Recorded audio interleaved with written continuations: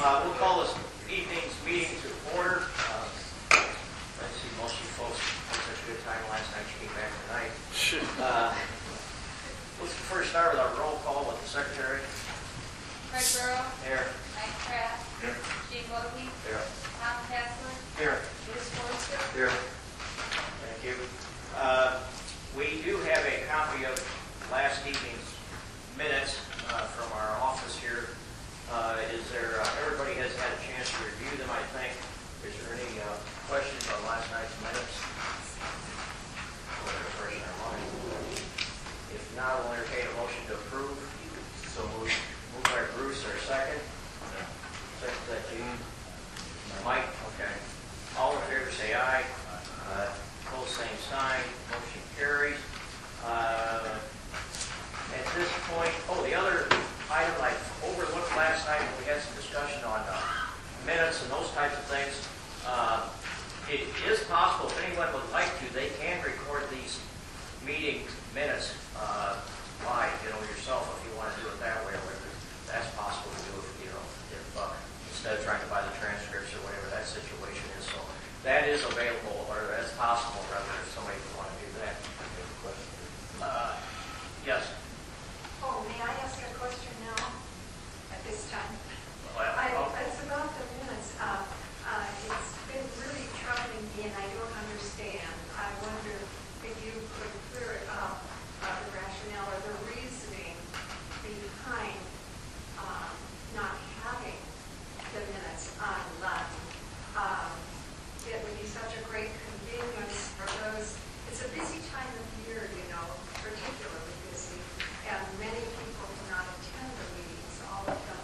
It would be such a great convenience.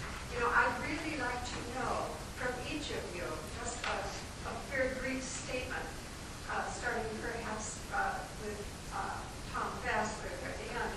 If each one of you would explain to me your reasoning that you do not wish to have them online, I'd appreciate that.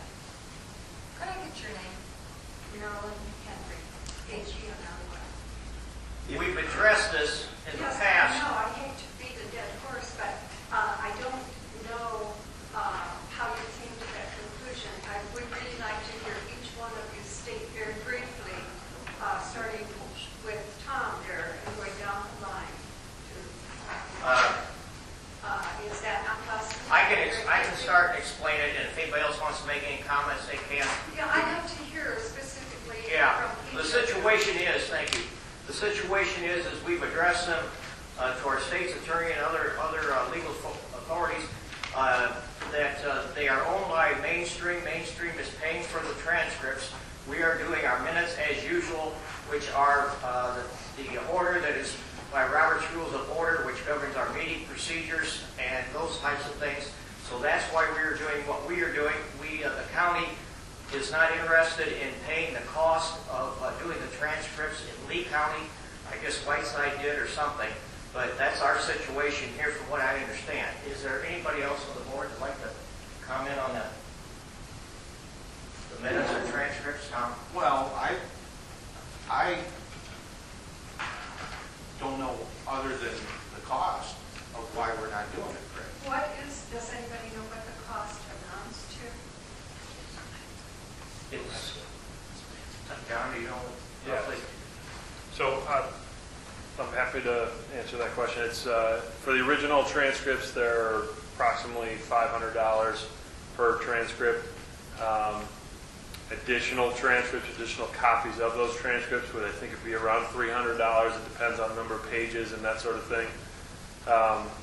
And just for everybody's information, I mean, if we own those and we are paying those bills, we're not going to be an impediment for anybody to obtain a copy of those.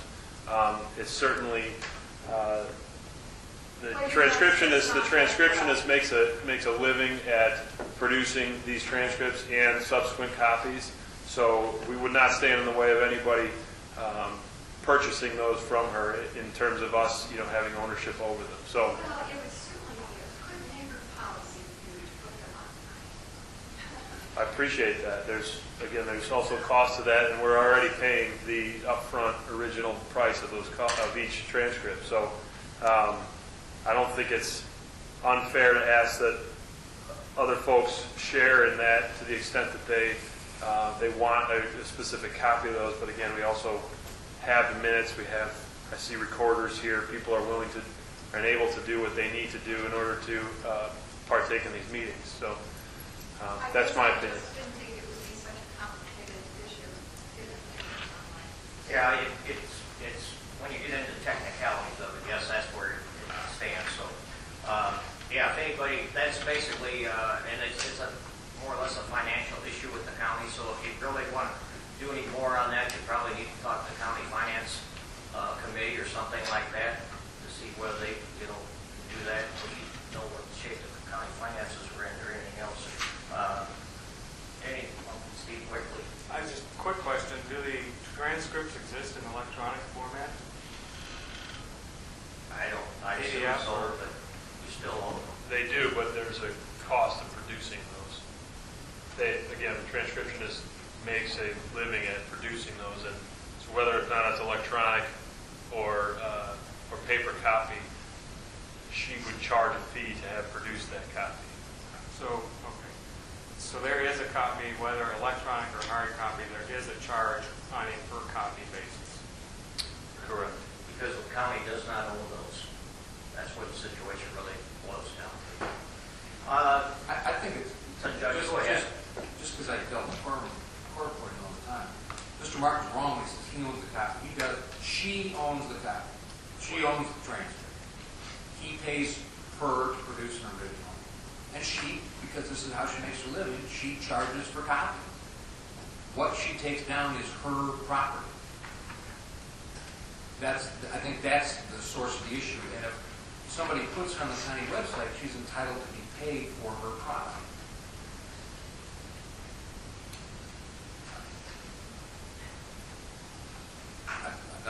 This is really my business, but I want to sort of clarify. Well, that's about all we can 26 say years. about the issue. They own that, and, we do what we do with the minutes according to what we need to do. Your Honor, if I may, one question. If the county I'm buys I'm not here to answer questions about transcripts. I should be doing that, but But that's where we're at now. The county's not, talk to the county board or the finance committee, ask them if they're interested in buying them or something, and that's, our hands are tied basically as far as buying the transcripts. So at this point, let's move on to, Judge, go ahead and start with this evening's business. all right. Welcome to session number 9. As I've been doing, anybody here that was not at a session where I gave opening introductory remarks, don't be embarrassed to raise your hand. If you haven't been, I'd be glad to repeat myself. No hands raised, so we'll go right to the business at hand. When we left off the session before last night, Mr. Martin was on the stand and we interrupted his testimony. So, Mr. Martin, I want to stand up and raise your right hand. Do you solemnly swear or affirm the testimony you're about to give be the truth, whole truth, and nothing but the truth? Yes. Excellent.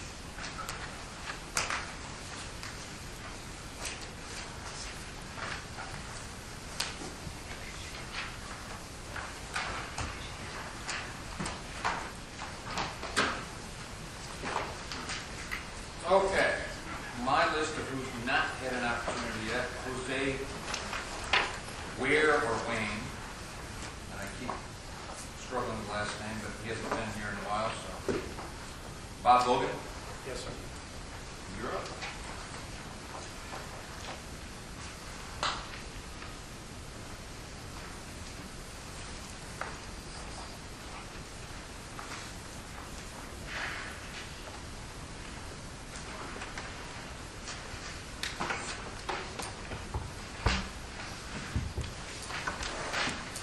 Good evening, John. Evening, Bob. We're going to begin tonight with just a couple of questions to ask. My questions are mostly organized so that you don't have to jump all over the place. But would you agree that permitting the proposed Green River Wind Farm constitutes a long-term relationship between Lee County, its citizens, and the Green River Wind Farm? It's an expected lifetime, so you could make that presumption, sure. Would you agree that for the relationship to be successful, it requires a great deal of understanding, and for that reason, the time and effort spent in these hearings is worth both the time and the effort spent in these hearings? Absolutely. Would you agree that the Lee County ordinances and special use conditions reduced to writing constitute the full responsibility of Mainstream and its successors to the people of Lee County? You have to rephrase that. You mean the issuance of the permits subsequent to something like this, or the ordinance as it currently exists?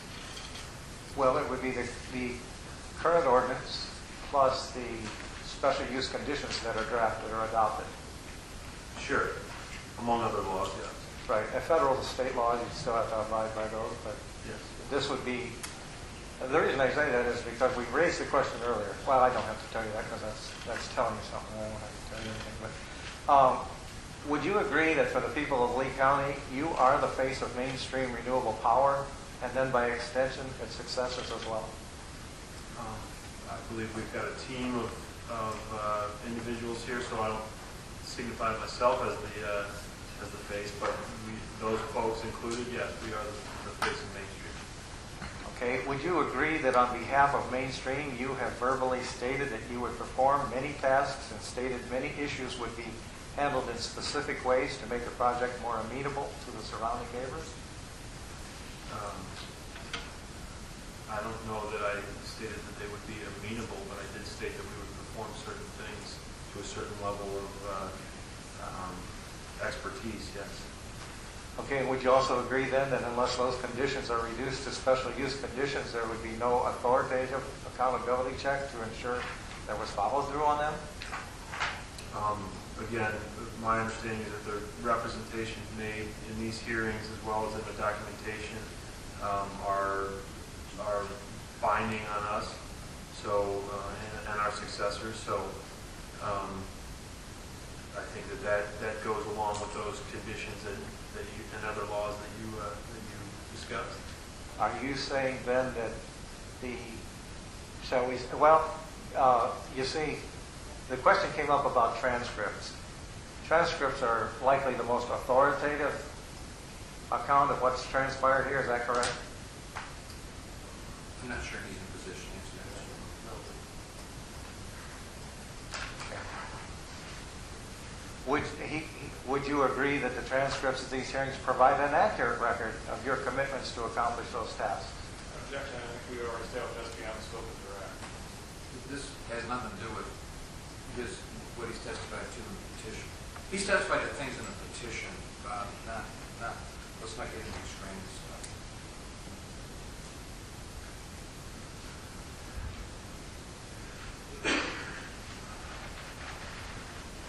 When was Mainstream Renewable Power organized as an energy developer?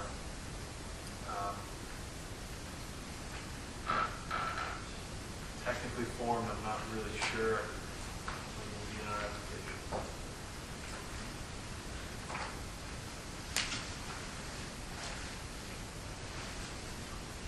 Founded, Mainstream proper was founded in 2008, February 2008. When did Mainstream first get involved in Lee County? I believe it was late 2009, September of 2009. When did Mainstream purchase the Green River Wind project? You know what, I take that back. So we may have been involved earlier than September 2009. You asked about Lee County, not Green River specifically. I can't speak to when our Shady Oak involvement started, so, but Green River would have been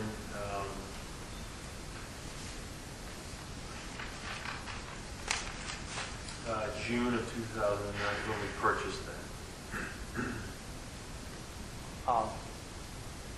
Because we're discussing the future of this project, was Shady Oaks, you mentioned it, was that the first project Mainstream got involved with in Lee County? Yes. At what point in the development stage did Mainstream enter the Shady Oaks Wind Farm project? Again, I already said I'm not sure exact I'm sorry. details on Shady Oaks. Well, do you know at the development stage Mainstream sold the project? What we would consider late stage, near construction development. What turbines did Mainstream propose for that project, the Shady Oaks project? Again, I don't know exact specifics.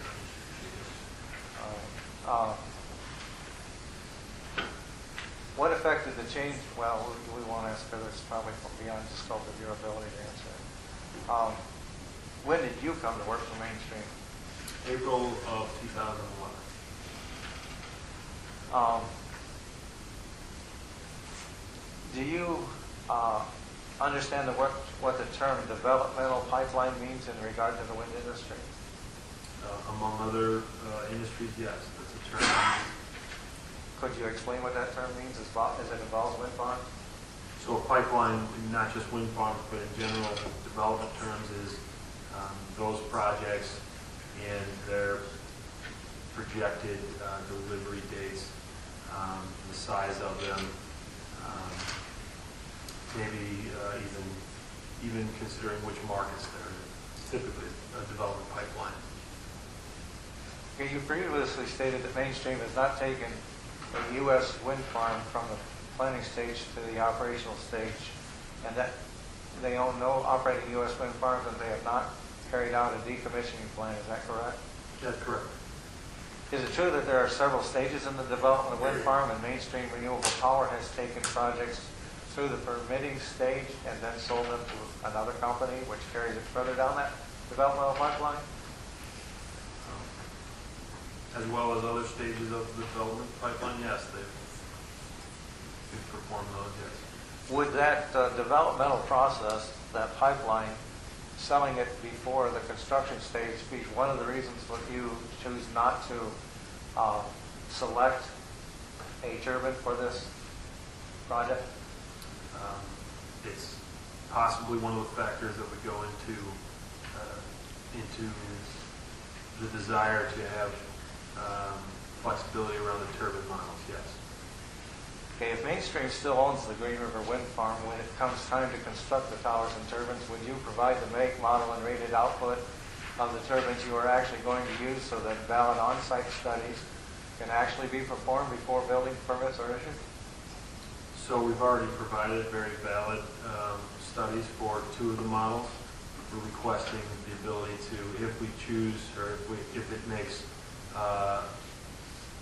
better sense for the project to have a different turbine model, we'd absolutely be willing to provide those revised studies, that particularly for those aspects that would be materially changed as a result of a new turbine model.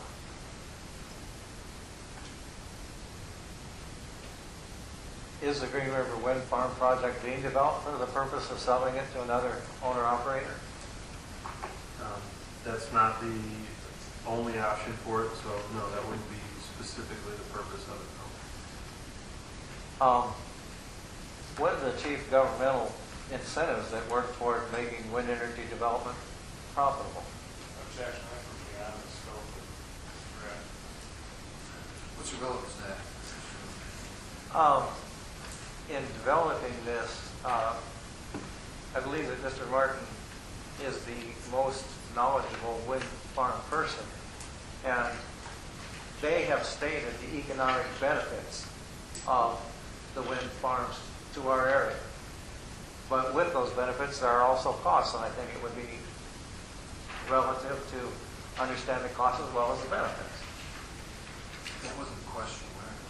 Well, what I asked was, what are the incentives? Because that plays into, like, Okay, fair enough. you know, who pays Fair for it? enough. Yeah. Fair enough. So what are the, Let me just ask the question again. What are the chief governmental incentives that work toward making wind energy development profitable? there are, the only one that's currently still in place on a federal level is the production tax credit. Otherwise, I would envision something like the renewable portfolio standard here in Illinois as a chief governmental incentive towards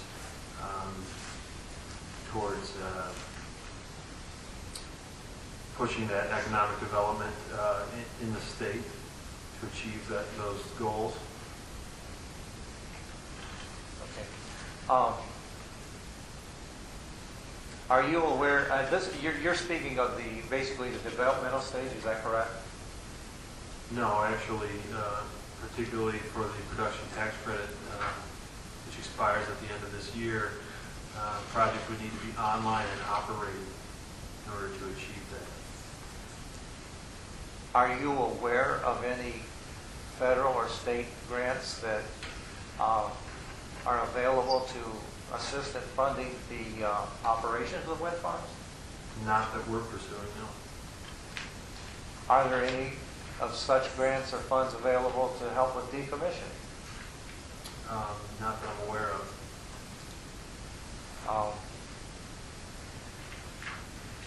When does the, you mentioned the production tax credit, when does that become a tradable asset? I'm not really sure what you mean by tradable. It's effectively, my understanding is effectively a 10-year credit towards the taxes generated as a result of production of electricity from a wind farm. So, at what point it becomes tradable? I'm not really sure what you mean by that question.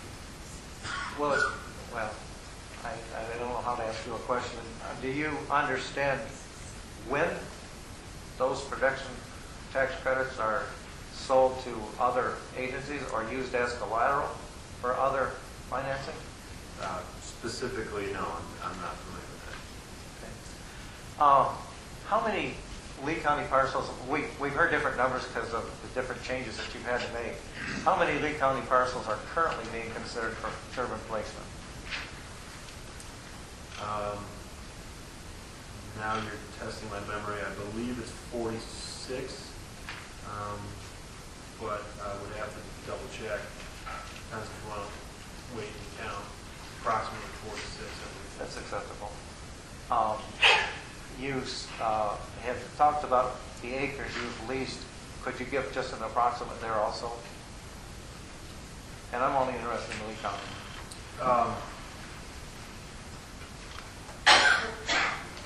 It would take us some time to. Can you give a We ballpark? have, to the extent that Lee County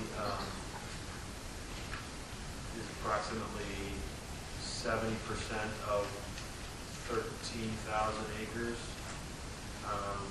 That's without acreage that is leased for purely just collection lines. So.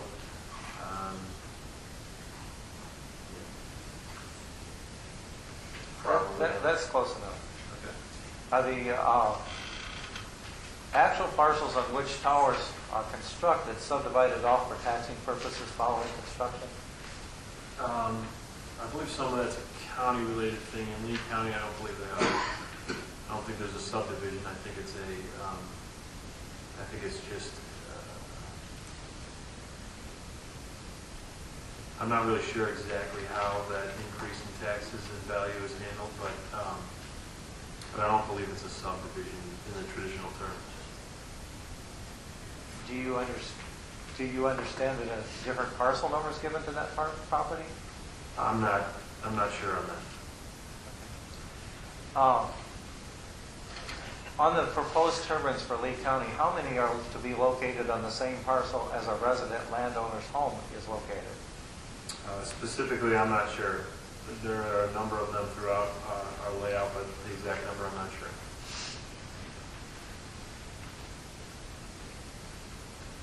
Are you at all familiar with the Lee County Comprehensive Plan? I have reviewed it to some depth, yes. Are you aware that the priority one for the Lee County Comprehensive Plan is the preservation of prime farmland? I believe that brings up a recollection. I do believe that was priority number one, which fits well with wind farm development.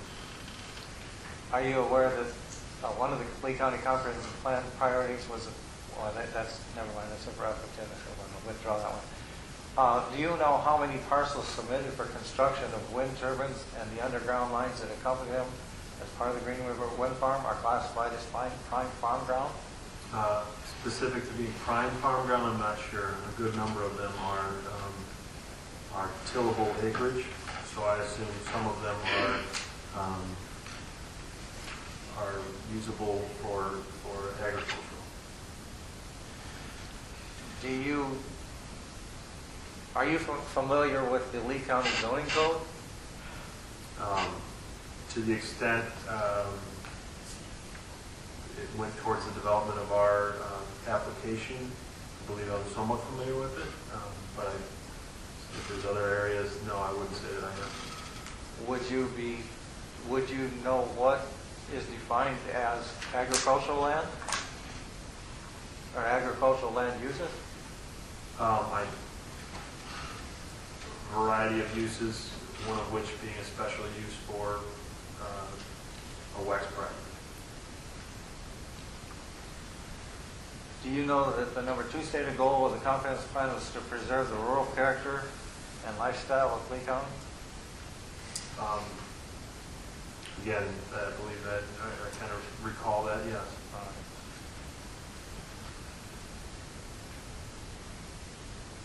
Do you know that the number 3 stated goal of the Lee County plan is to preserve and enhance the aesthetic quality of the county? We're getting into details I'm not really totally familiar with in the comprehensive plan. Well, the only reason I'm asking those because of the comments that have been made. He with answered the that. question. Sure, you're right. Do you know that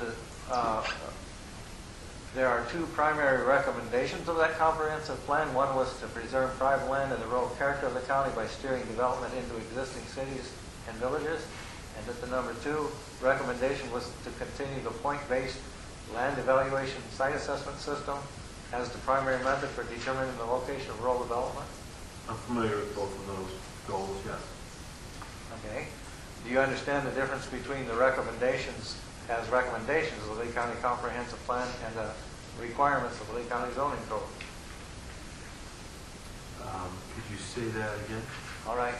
The Planning Commission submits a comprehensive plan that is a recommendation for land uses. The zoning code sets a list of requirements. One's a recommendation, one's a requirement. Okay. Because one's a plan, it's a guide. Sure. The others are the rules. Sure. So you would understand the difference there? I understand the difference. Yes. Okay. Do you understand that the Lee County codes, you've mentioned this, you said that you understand that they can be permitted as a special use. Do you understand that individuals have a right to petition for the privilege of exercising a special use that may be permitted or denied, and that special use is not in itself a right to be demanded? Objection. Call for legal conclusion on the waiver and scope of your action. Are you acquainted with the LISA standards set forth in Chapter 11, Section 5, Paragraph 2 of the Lee County Zoning Code?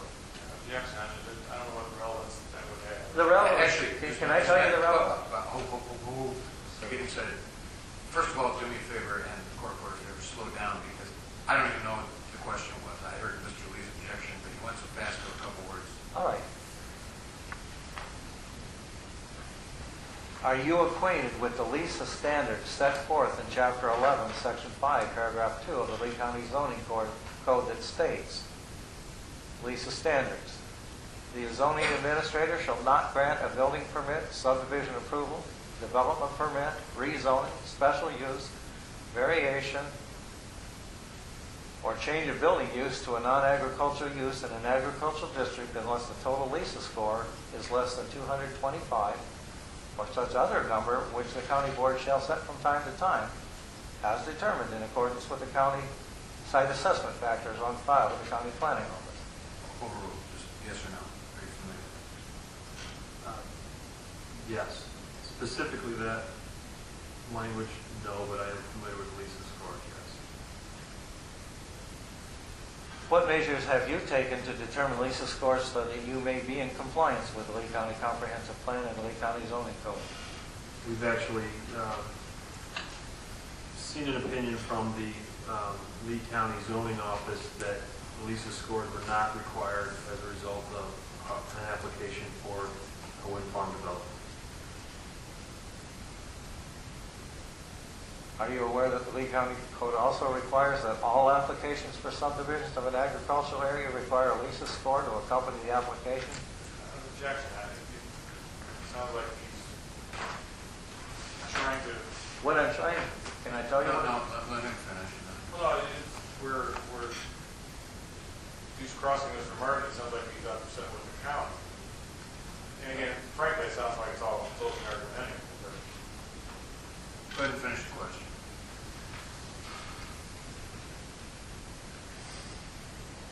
Or start again. Yeah. Are you aware that the Lee County Code requires that all applications for subdivision of an agricultural area require a lease score to accompany the application for each parcel to be considered, and that if the lease score is above 225, it must be accompanied by a waiver? I'm not specifically familiar with that. Are you stating then that you have not submitted any of these parcels for a lease scoring? That's correct. As a result of consulting with the zoning office, we were told we did not need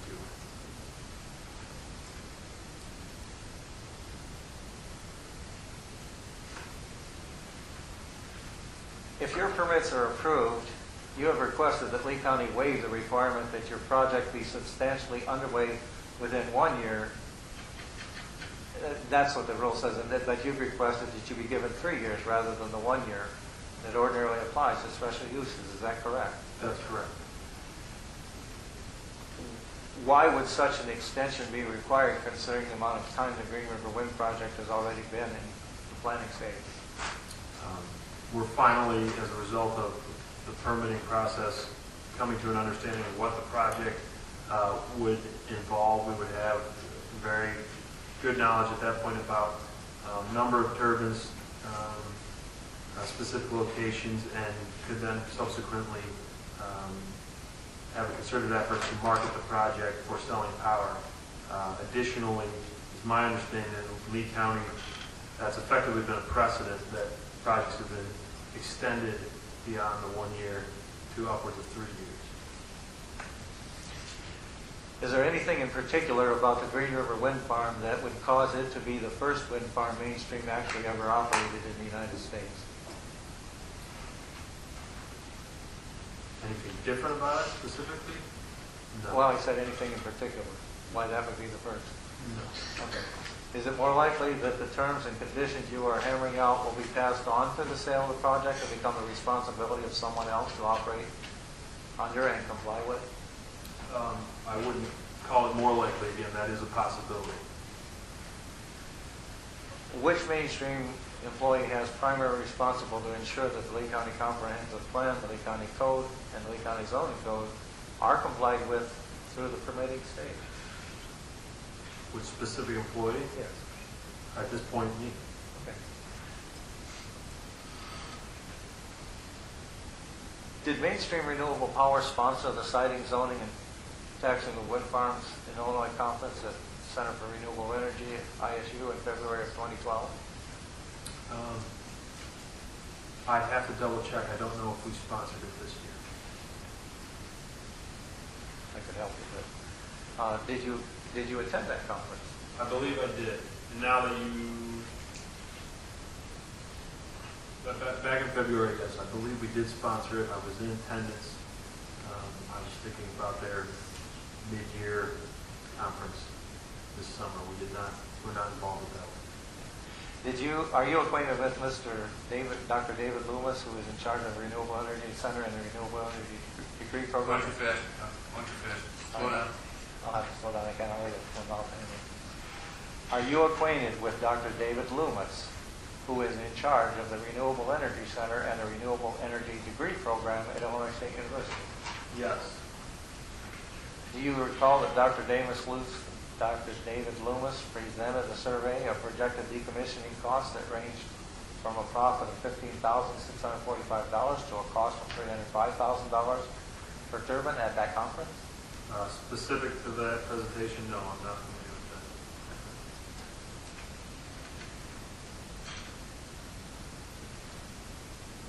that. Are you acquainted with Karen Terrell, PhD, Senior Vice President of VHE Environmental, who also presented at that conference? I've met Karen before, yes.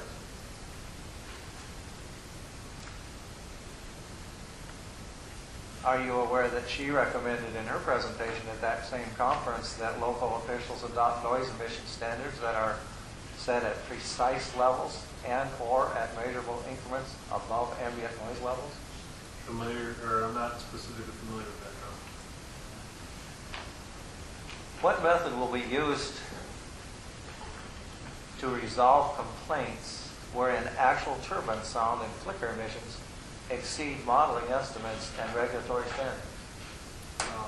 Specific to exceeding modeling estimates, I'm not sure, but complaints in general, I believe, are prescribed how they are to be handled in the Lee County zoning ordinance.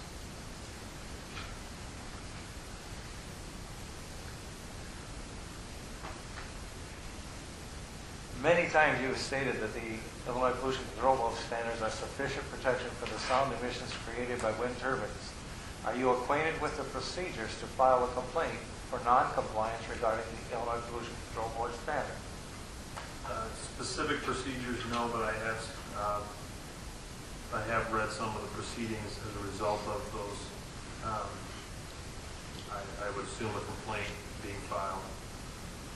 Who has the jurisdictional authority to enforce the Illinois Pollution Control Board standards? Specifically, I don't know. Are you aware that the IEPA charged with enforcing those standards sends no one to the field to investigate complaints? And to register a complaint at the state level is very costly, time-consuming, and altogether burdensome. What industry-accepted testing equipment is required and available to measure audible sound at a receptor? That sounds like a perfect question. I'm not familiar, but that's a great question for our expert who will be here in November. Would you be willing to provide that testing equipment to the local enforcing officials if you knew what it was? I would have to understand what exactly that entails. I can't say that I would or wouldn't. I'm not sure what that entails. Do the Illinois Pollution Control Board standards that you referred to require that the receptor point for which sound emissions are measured be at the property line? Based on the land-based classification system, definition of property line, yes. How can the proposal you submitted to be considered in compliance with the IPCB requirements if they are model estimates that run to the foundation of a receptor rather than to the property line as those standards require? Because our understanding of those standards are that within even a traditional zoning property line or taxing property line, there could be multiple land uses. So that's how they should be designated with respect to a land class, whether it be Class A, Class B, or Class C land. In addition to a decibel limit allowance, doesn't the Illinois Pollution Control Board standards also contain provisions in Title 35 prohibiting noise pollution? I believe I've already answered that, but yes.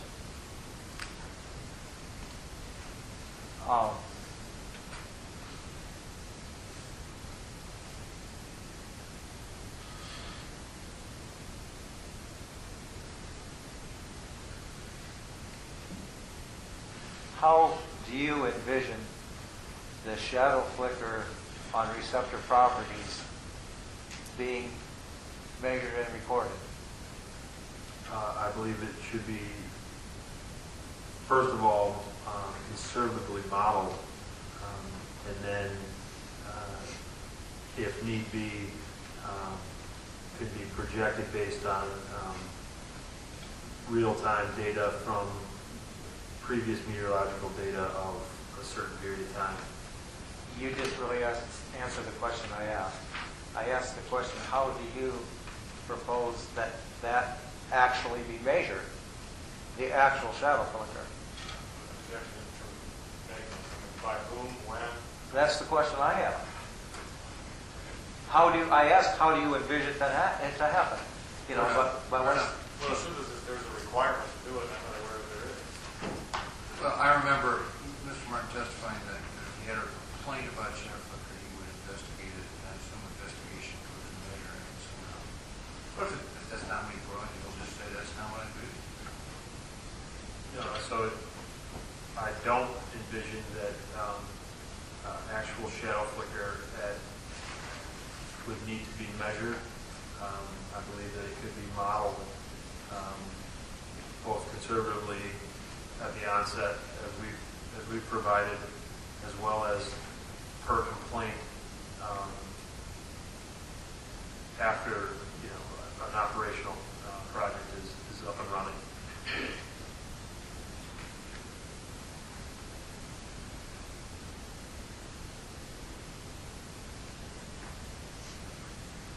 How do you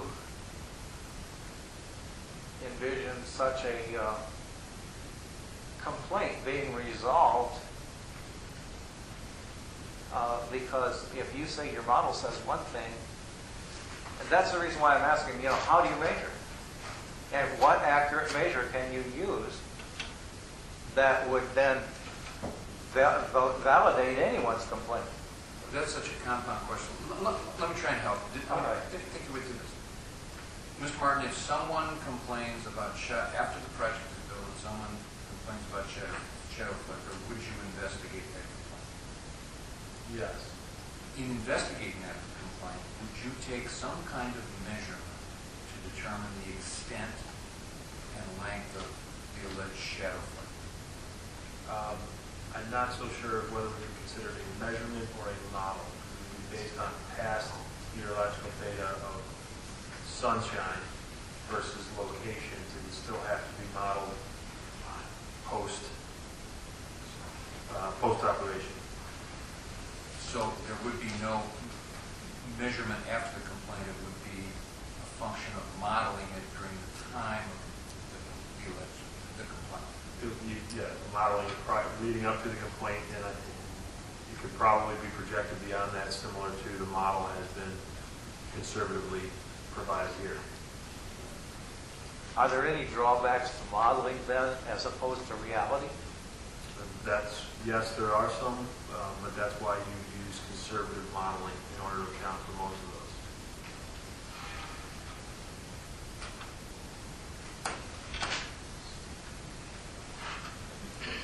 Are you aware of any industry-accepted measuring devices to measure shadow flicker? Specific devices, I'm not aware of.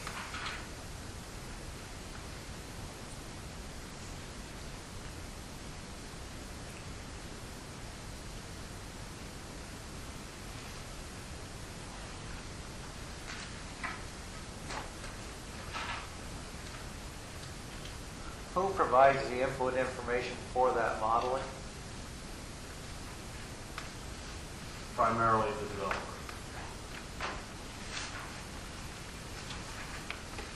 Is it possible then to determine outcomes by determining inputs? Absolutely, the inputs would be critical in determining the outcomes.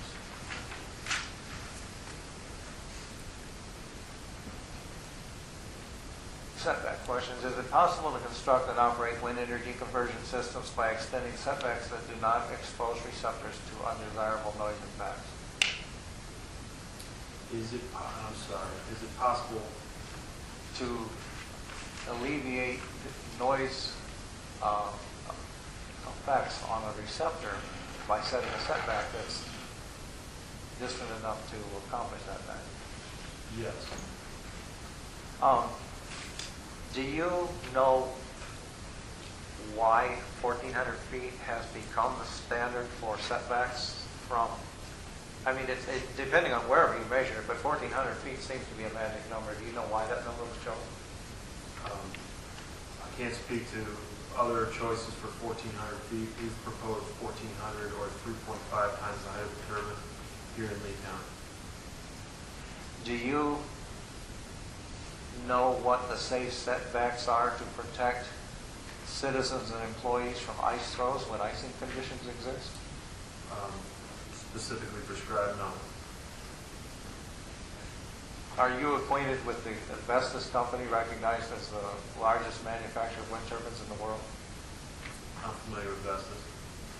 Do you know that Vestas makes recommendations for setbacks of a minimum of 1,300 feet to protect the safety of repair and maintenance personnel regarding working on or near wind turbines excepting for the necessary hands-on work?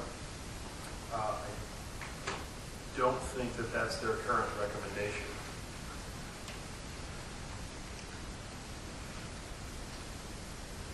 You stated that you have ongoing negotiations with Mr. Keith Shank of the Illinois Department of Natural Resources. Is that correct? No, that's not correct. At no point have I said we are negotiating with Keith Shank of the Illinois Department of Natural Resources. We do have ongoing consultation with his department. Have you received any indication from the Illinois Department of Revenue that they're willing to reduce the recommended setbacks for any of the wildlife preservation areas in Lee County? I don't believe you mean the Illinois Department of Revenue. I think you mean, I'm sorry, Illinois Department that's okay. of Natural Resources. Sorry about that. Specifically to reducing them, we've had a lot of discussion around the scientific, or lack thereof, basis for that. So indication that they made, I believe it's under consideration. Again, we have ongoing consultation with them.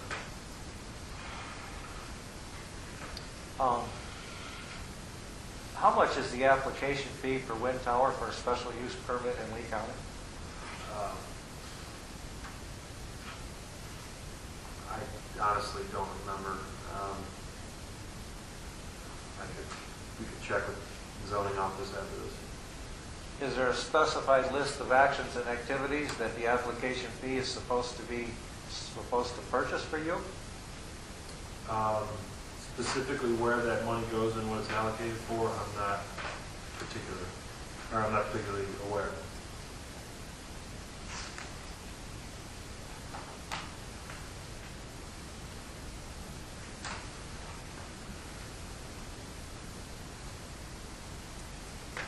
Does an application for a special use permit, is that on the basis of a single turbine? Is a special price for each one, or is the whole group lumped into one? Actually, I believe it's based on the acreage of the parcels on which things are proposed.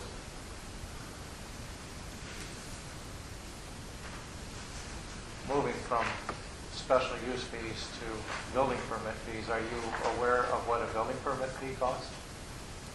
Specifically, no, but I believe it's on a tower height basis. Now, okay, tower height, okay. What services do you expect to get for what you pay for that? Again, specifically, what services the county would provide, what they would be, where they would allocate their money, I'm not sure. I would go towards a review of the building permit application.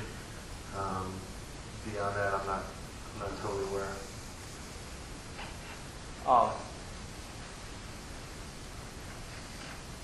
In addition to building permits, special use permits, you also have to have road use permits, is that correct? Road use agreements, yeah. Whether or not it was a prescribed requirement, roads, particularly in these areas, have specific ratings and requirements that would require us to contact the local authority, whether it be the county for a county road or the township for a township road, and come to an understanding of what kind of impacts there were going to be and what kind of repairs needed to be made.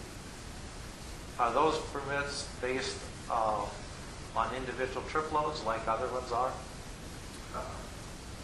Like other ones, I'm not sure. Well, like if I have a trucking company and I haul something all over the country, I have to have a permit for each load.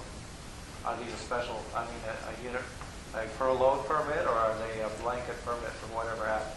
It's usually a little more detailed than that. I believe it's more along the lines of which roads are going to be on, what types of trucks are going to be used there, what are the existing conditions, where the anticipated number of trips would obviously be taken into account, but it's more of a existing conditions versus maintenance versus repair type of agreement.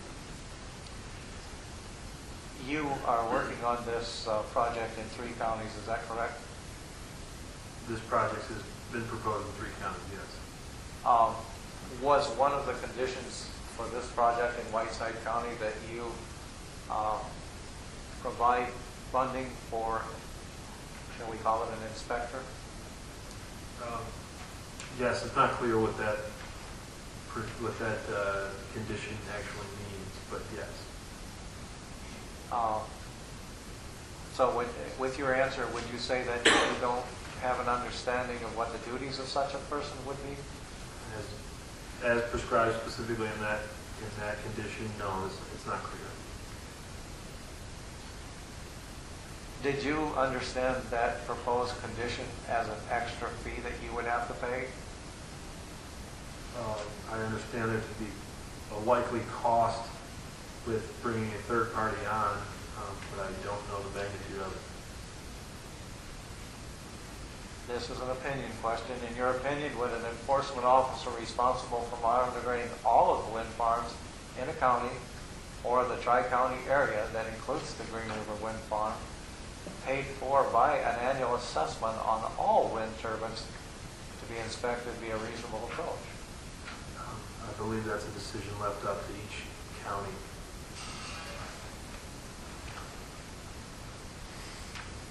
I believe that's maybe all the questions I have. Thank you, Mr. Oden. Jim Timble. Nancy Timble. Excuse me, question procedural regarding Timble's. Mr. Timble and his wife, Nancy, I know her as Karen, are not able to be here tonight. And I was wondering if... He and I already had that discussion. What Jim Timble did? And I told him the same thing I've told other folks. If you're not here and a witness ends, that's the end. If you're here and the witness is still in the stand, sure. Okay, well, I meant, considering the fact that the schedule has been changed around, I'm wondering if you would make an exception. The schedule hasn't been changed around. Well, actually it has. At the end of the October 2nd meeting, Mr. Timble specifically asked you, he said, Your Honor, just as a scheduling question, Mr. Martin stated at the last meeting that he would not be at the next two meetings, the 9th and 10th. Is that still correct? I am just trying to find out when we can question him next. And then you responded, sounds like it will be the 17th. You are not going to be deprived of a chance to cross-examine him, I assure you. If you were here, I'm sure I said. I mean, we're not going to have people come back in after missing 2 weeks and then say, I want to recall a witness. I understand that general guideline, but the fact that Mr. Timble was told that Mr. Martin would not be back until the 17th, and then... I don't recall that. I'm not saying you're wrong. Okay. I'm not saying you're wrong. It's in the transcripts. Okay. I had to ask. I just think you should have the opportunity David to Ackerson? No, thank you, sir. Elizabeth Hartman? Yes, sir.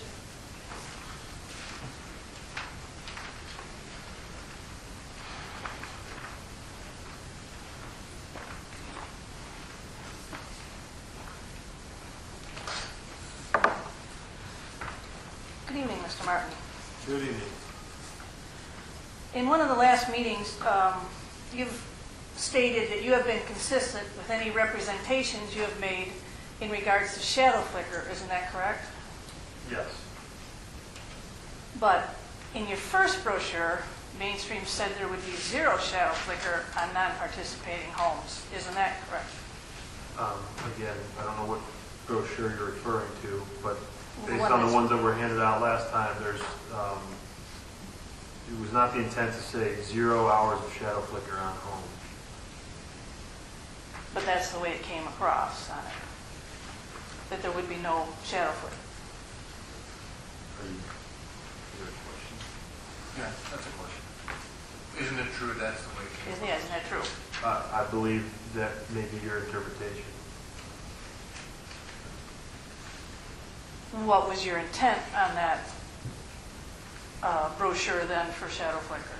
Our intent was effectively what we prescribed in our application for the project to the county, which is a reasonable amount of shadow flicker be allowed, and that we be likely required to offer some form of mitigation, whether it be compensation or mitigation specifically around the down to a reasonable amount of shadow flicker. But there be a choice made by a landowner beyond a certain number.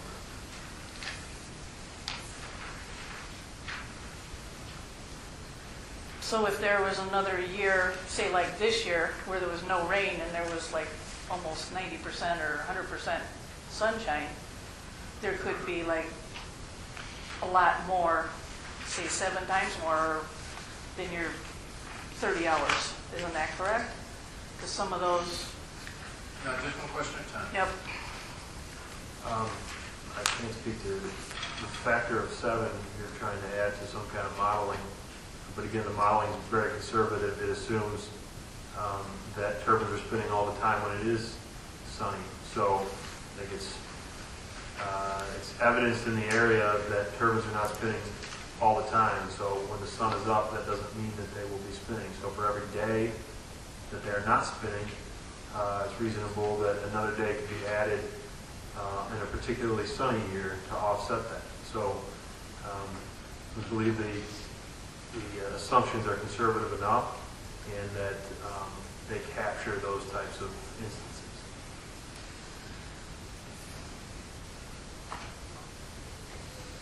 Did you realize that Shady Oaks project has 2 different models of turbines erected in there? I believe that's the case, yes. If Mainstream builds this project, is it likely that more than 1 model of turbines will be used then? I wouldn't call it likely, no. What would you call it? I would say that if there was a plan to install more than one type of turbine, we would be required to be back in front of the county with hopefully a truncated permitting process to demonstrate the material change that additional model or that subsequent model would have on the project. But as it's proposed right now, there's not a plan for different types of turbines.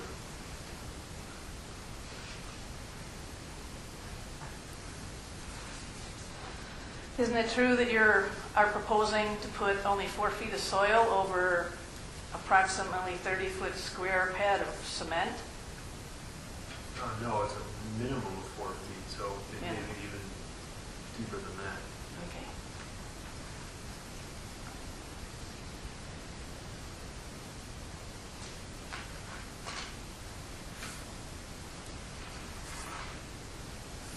Is there a possibility of having stray voltage from all these underground cables? It's not a likely possibility. Are you speculating on that then? I mean, there are building codes and commissioning requirements on how things are built in projects like this. So it's a very remote possibility. But it does happen or at least it does happen, correct? Not that I'm aware of, no. Not in modern day construction of wind projects, no. So are there any guarantees that there be no stray voltage? No, but I think that will, the thing will be built properly and up to code to avoid those types of situations. But can you guarantee it's going to be built correctly? I would not, could I guarantee that it will be built correctly? I can guarantee that there will be requirements to do so and proper methods will be followed. Other than that, I won't be building it myself, so I can't speak to a guarantee. Would you agree that most people who live in the country like the fresh air and the quiet of the country? I haven't polled folks, so I can't speak to that.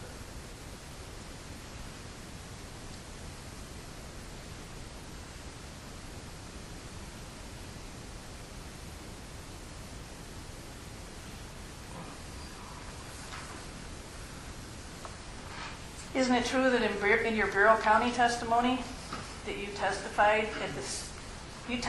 that at the same time you applied for the permit in this county, you also applied for a small project called the County Line Project in Lee County?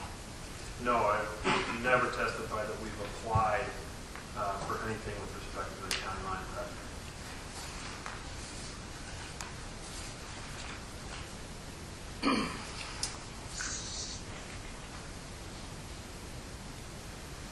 Well, it appears to us in the audience that you seem to downplay all the IDNR recommendations, calling each and every one of them just speculation. Isn't it correct that you called all the IDNR recommendations just speculation? Absolutely not.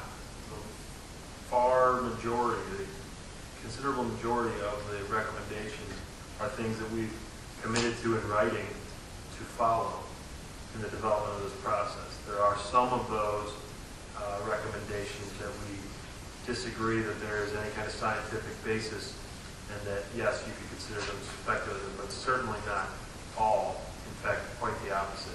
The majority of them we agree with, and we take very seriously. But weren't most of the 57 recommendations pretty much worded the same, that they, strike that, let me find my wording here.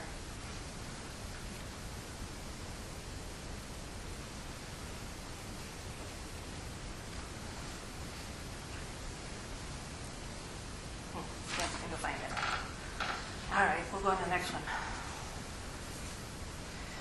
You had stated that you would consider reimbursing non-participating landowners for the additional cost it would take for aerial spraying costs. Isn't that correct? We would consider that, yes. Specific to any impacts around our turbines and aerial spraying, we would consider that, yes. But haven't you already said in Bureau County hearings that it's not appropriate to pay the extra fees for the aerial spraying? So are you, one question at a time. Very good. So,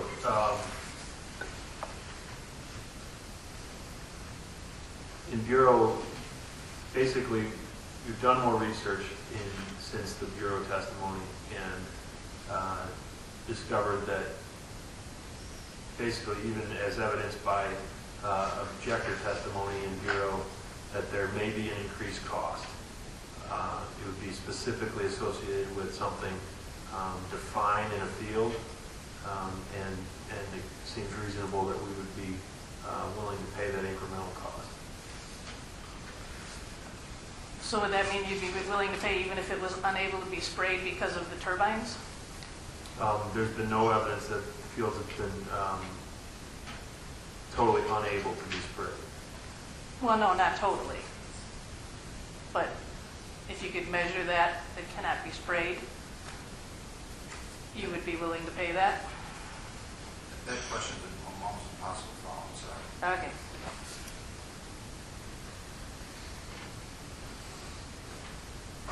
Okay, well, one more thing, kind of a little scenario. So let's just say I'm a non-participating landowner, and right next to me is a participating landowner, and that participating landowner has a wind turbine at the minimum setback from the property line. So that's like about 450 feet, is that right? Or No, 1.1 times the height of a turbine, Okay. so 512 would be about 560. okay. Now I've decided to put up like some large grain bins and everything like that. Is there any possibility that I would be turned down for that? I mean, because you have wind rights on my property? If you are the non-participating landowner, Correct. I don't believe I would have rights over any Okay. say in the property. If it was required to go forward in front of a zoning board as a concerned party, as somebody with rights on a piece of property, I might be afforded some level of scrutiny similar to folks are here tonight, but certainly not any kind of specific rights to deny. No. All right. Thank you. Thank you. You know, folks, for the first time in, 8 sessions, I think we're going to take a break. I want to give the court order and solve this team. About 15 minutes, 25 after. Number 8,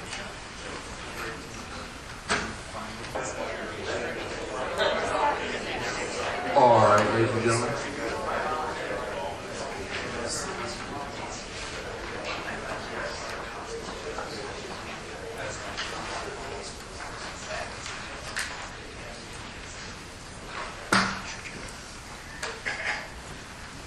Thomas Steffen.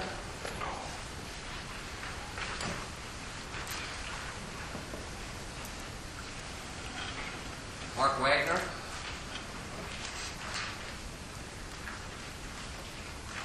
Dean Gelden.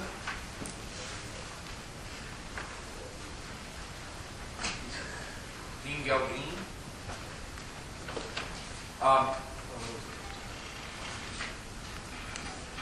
Any folks want to ask Mr. Martin questions who have not had the opportunity to do so? Step on up.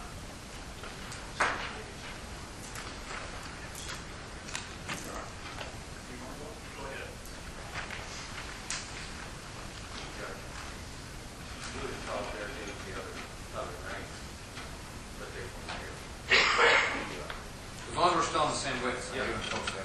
Well, you would call their name before the table. The guy. The guy. Okay.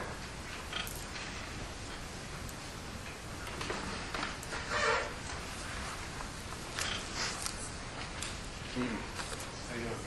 Good, how are you? You want to refresh your name for the record? John Kelly, sorry, K-E-L-L-E-Y. Your Honor, have you made a decision on Mr. Timble's question? Let's get through this. And then. Okay. Is there a particular reason? The only relevance is he submitted them to me. Oh, So I kind of want to, I don't want to just read through fair something. enough. He All put right. thought for it. Fair enough. When Mr. Robry mentioned in his question that Mr. Martin said he wasn't going to be here on the 9th and 10th, that rang a bell. We went back in the record, and indeed, Mr. Timble would have every reason. Well, Mr. Timble was told that. Out of pure fairness, he believes, as wherever he is now, that he's going to have an opportunity to press his name to Martin on the 17th. So you're going to let him do that. So. Thank you. Assuming he's here on the 17th. Now, if he's not, that's... I'm sure he plans that.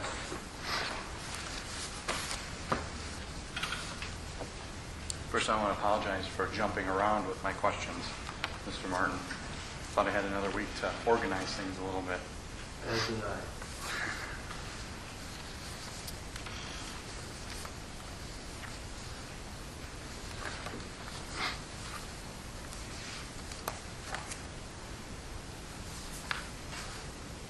To follow up to some of the questions earlier, some other folks that were up here.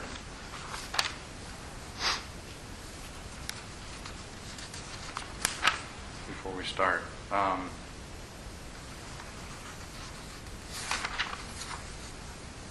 earlier you talked about modeling of shadow flicker will be the measurement used. If someone comes to you for a complaint afterwards, that there's an issue with shadow flicker on the property, correct? I don't know that they would come see us, but it would likely be filed through the Lee County zoning office. Any complaints? But you also mentioned that you would base judgment on whether they were receiving excessive amount of shadow flicker based on modeling. You didn't really have any process for measurement. Is that correct? Again, I never testified anything to excessive amounts, but in terms of analyzing amounts of shadow flicker, there could be real-time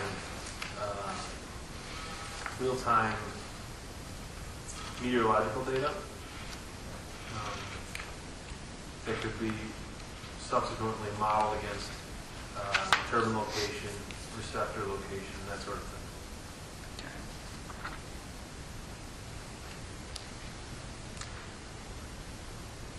Is the a non-participating user, or sorry, owner, near a wind farm, is shadow flicker that they experience a prerequisite to the potential offering or entering into a good neighbor agreement? As prescribed by the conservative model, yes.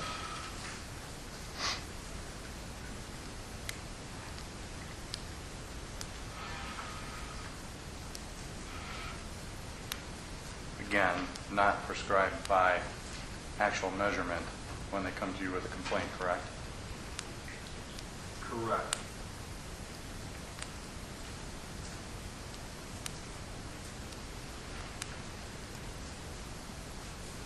Can you explain just one more time, and I know you brought this up multiple meetings ago, when you referred to the definition of Class A land in Illinois Pollution Control Board?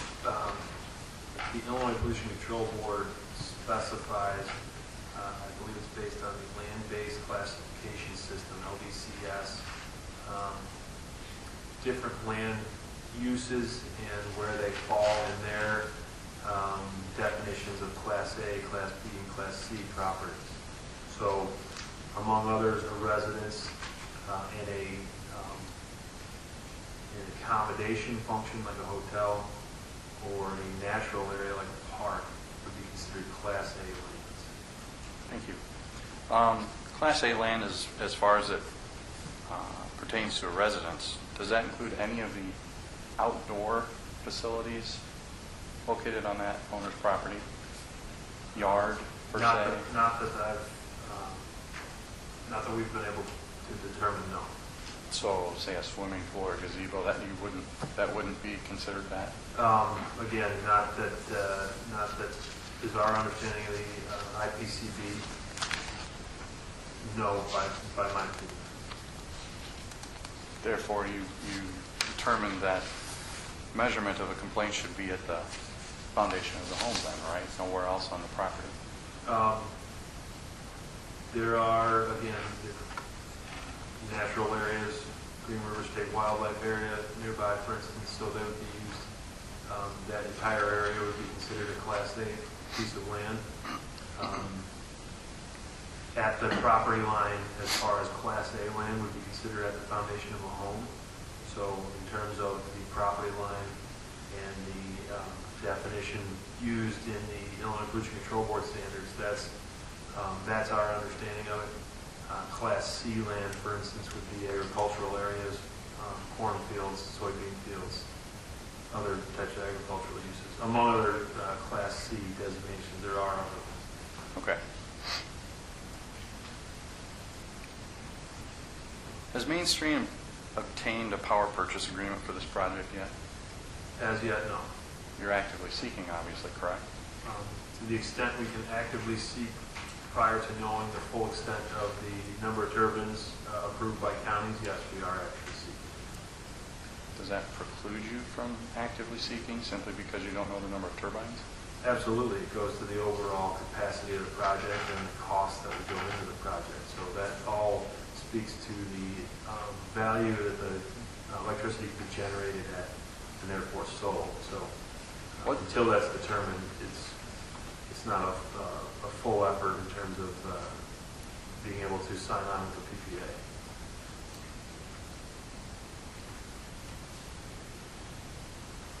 You've heard reference to a previous project that you sold to Goldwyn earlier. Did Mainstream obtain a power purchase agreement for that project prior to selling it to Goldwyn? Objection, Ralph. Yeah, I thought of this before when it came up before. Because of the decommissioning issue down the road, it theoretically could be handled. So we didn't specifically solely obtain that. I believe the structure was some form of partnership in obtaining a power purchase agreement with the Illinois Power Agency, which is effectively selling the power to Congress. Thank you.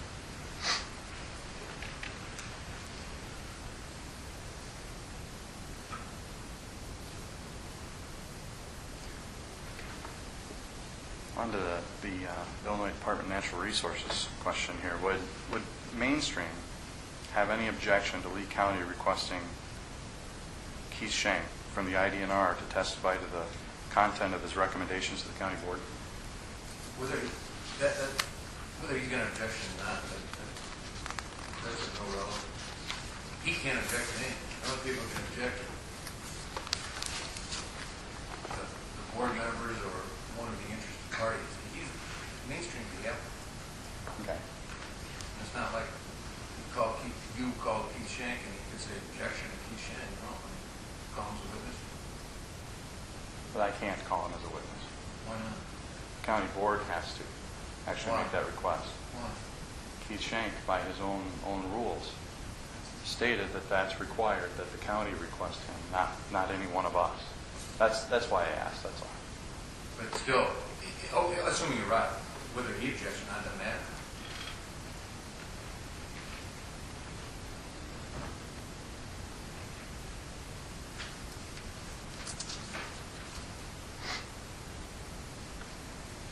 You referenced a couple times, first on October 2nd during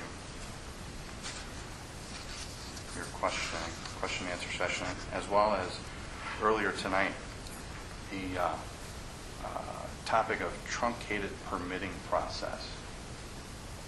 What is it that you're referring to there? So if perhaps you weren't in attendance back when I made our initial presentation for the project, I requested that if there is a potential change in a turbine type or turbine model or even a location, that those specific portions of a project be reviewed, not the entire process here. So it's a request that we're hoping that becomes a condition that it can be a truncated process. Okay. But if you're moving forward without selecting a turbine or a location that's permanent, there's really no change request after this, right? There are a variety of reasons why an amendment might be requested. Maybe you're coming towards the end of an expiration of a SUP, for instance, need to request an extension or something like that. But primarily, no.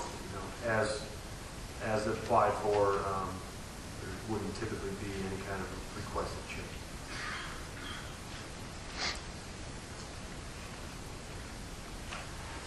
The other night you were asked if there were any landowners who had requested of you in writing to essentially get out of their agreement with your project. I think you mentioned one in particular that wasn't part of this project, but that may be involved with like a phase 2. Is that correct? The one in particular that we have is there's a parcel northwest of Green River State Wildlife Area. It's not contiguous at this point to the project.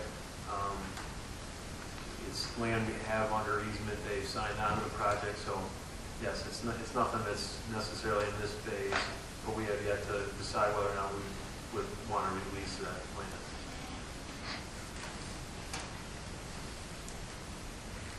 How long is that land under your control, under your lease agreement?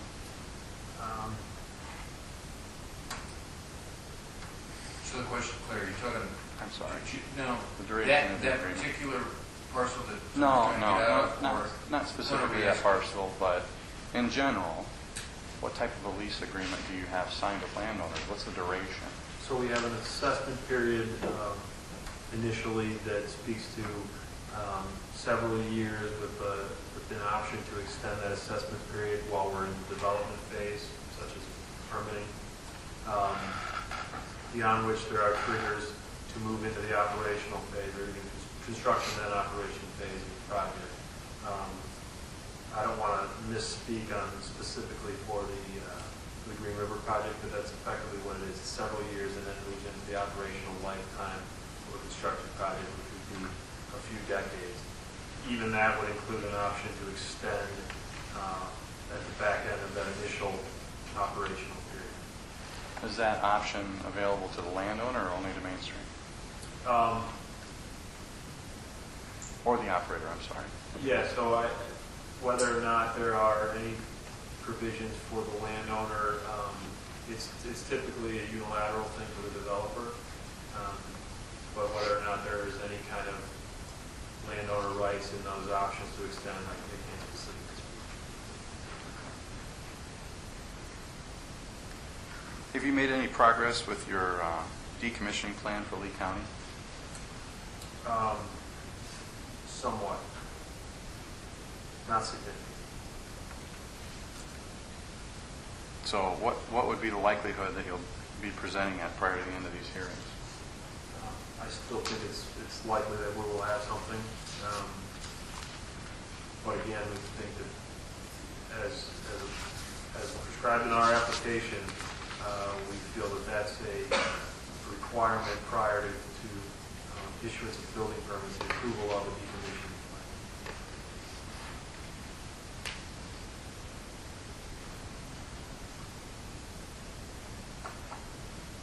Back on, I think, the 2nd of October, you mentioned something about, or maybe earlier than that, regarding you're characterizing the proposed ordinance as going to the board as containing near breaking point zoning requirements.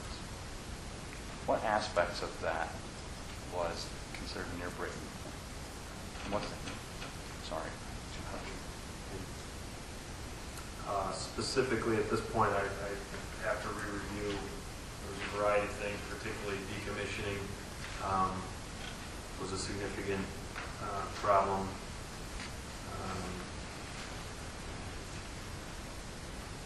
I can't really call out the other ones that are. Was the home seller protection plan an issue for you? Absolutely.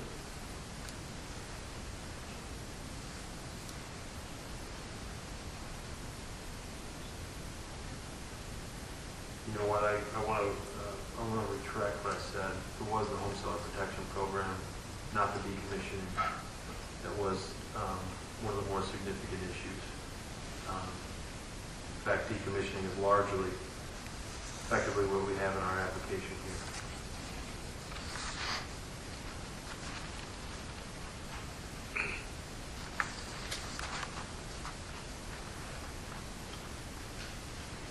I believe you actually mentioned that the home seller protection plan as proposed was rife with conflict.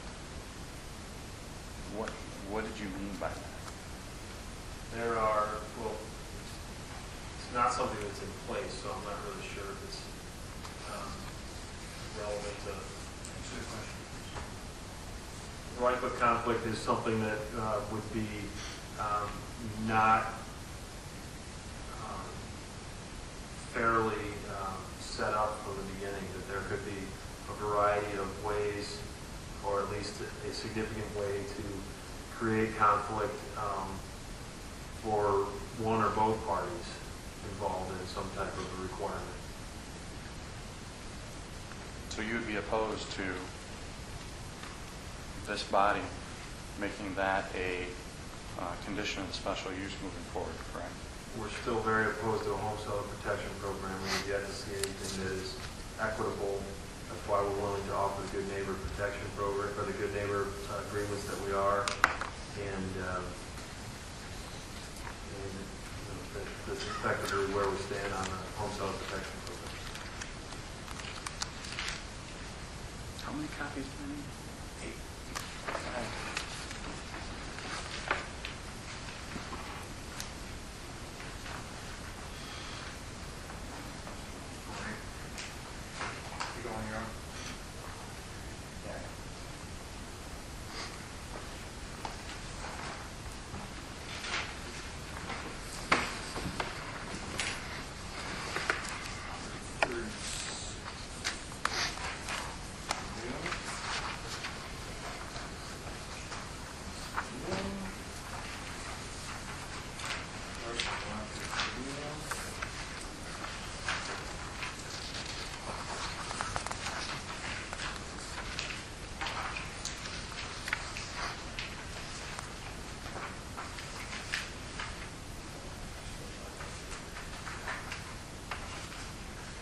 Do you recall what this document is?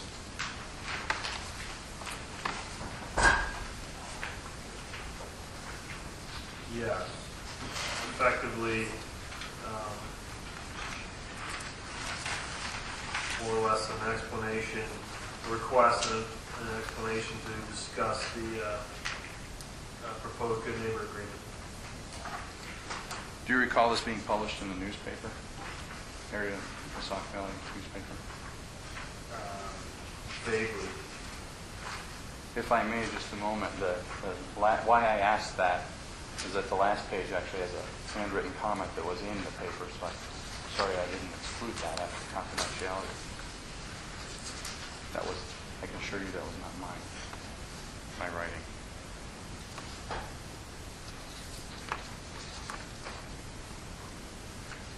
So in this document, you actually wrote a letter introducing a good neighbor agreement, correct? That's correct. That good neighbor agreement, prerequisite for someone to enter into it, you actually identify in here, correct? I'm sorry, we eventually what? You identify that in here, what the prerequisite is Yes. for someone to enter into an agreement, correct? Yes.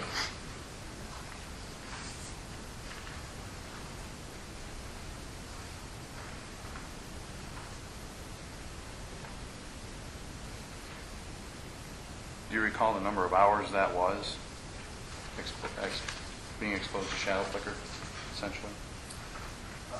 It would be anybody over 10 hours of shadow flicker. Does that take into account your deduction for, say, cloud cover that you mentioned the other day?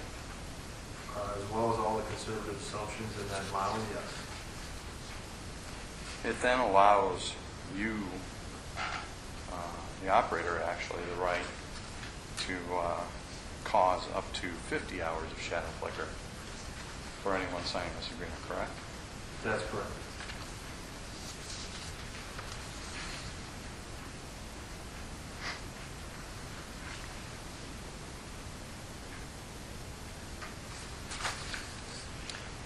Is the dollar amount mentioned on the last page, the compensation, is that what is currently being offered? Yes.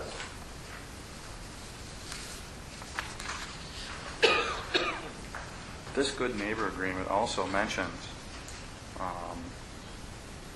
whoever signs it relinquishes the right to any home buyer protection program that the county at the time was requesting to be passed, correct? It's not only what was being requested to be passed, but the other ones that would be established.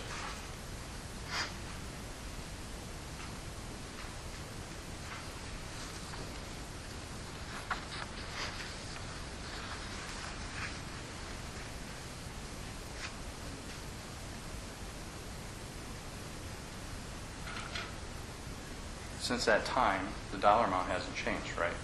Obviously, you just stated that. Sorry, that was accredited.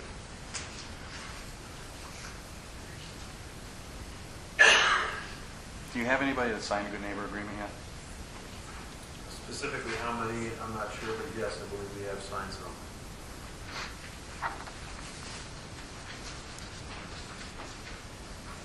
Are you basing that on your shadow model, shadow flicker model study? Am I basing, Are they coming to you to sign that, or are you going to sign no, we would prescribe, or we would have modeled, conservatively modeled the number, and then reach out to those parties.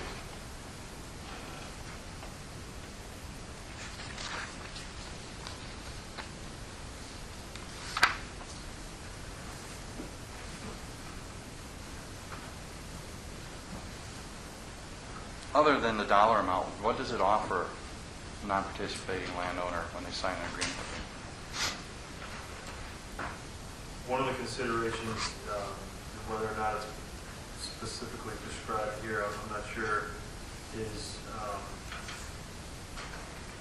an option to mitigate in another manner, whether it be tree stands or blinds or that sort of thing, awnings.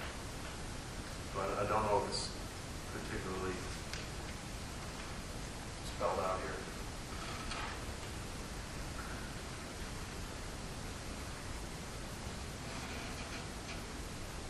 Are they also giving up rights to raise concerns over noise pollution at their residence?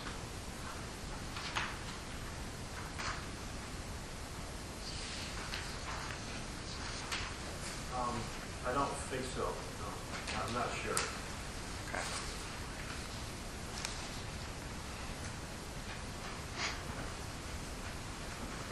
This equates to about $101 a month, correct? With some type of a percentage increase annually? I don't think that 1,000 divided by 12 is 101. I believe it's less than. 24,297 divided by 20 times 12. Okay, so Average over adjusting 20 for years. inflation, yes. Okay. Okay. Sorry. I thought you meant at the onset. Oh, no, no.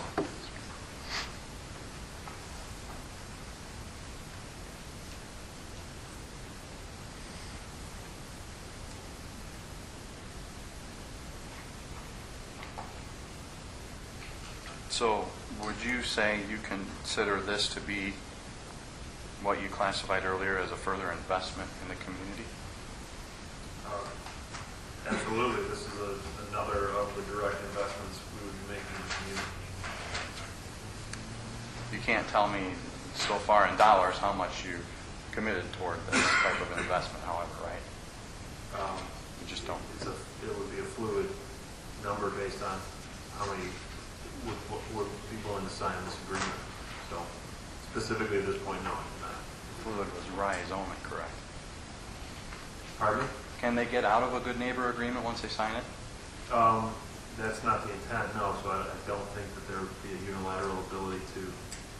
They may be able to cancel it, but the rights that come along with that, that's not the intent of establishing it.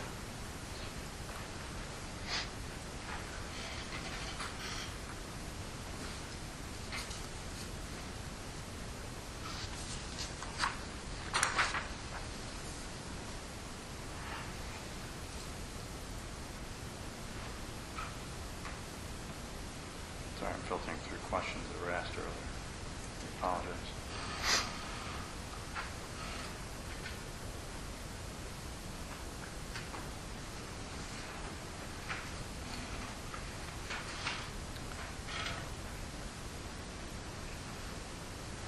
Going back a couple meetings, you mentioned that you'd prefer to be allowed to place turbines in regards to INAI sites, a third of a mile from the INAI site, right? Outside of a third of a mile. Outside of a third of a mile. What is unique about the Foley site that you would agree to a mile setback? In our discussions with the IDNR, it is our understanding that that site is not open for the varieties of uses that the other INAI sites would be. And it was we were made aware that that was therefore afforded a level of protection above and beyond the Sand Prairie or Green River State Wildlife Area. Is it somehow classified differently at the state level? Is that what you're... I guess that's effectively how it is. I don't recall exactly what it, whether the Illinois Nature Preserve involvement or something like that allows the state to classify it as a different level, but it's effectively along those lines that it's classified. You stated some reasoning behind the request to, for the 1/3 of a mile setback, was to be able to provide the state more solid evidence of the potential adverse effects of wind farms near INAI sites, correct? Yes. Are you aware of any other location or wind farm that is with similar setbacks to natural areas that could be studied to determine whether they have adverse effects at a third of a mile? Specifically, I'm not aware. I believe the Big Sky wind farm is close to an area, but in terms of number of turbines, the size of that area, I don't know the specifics.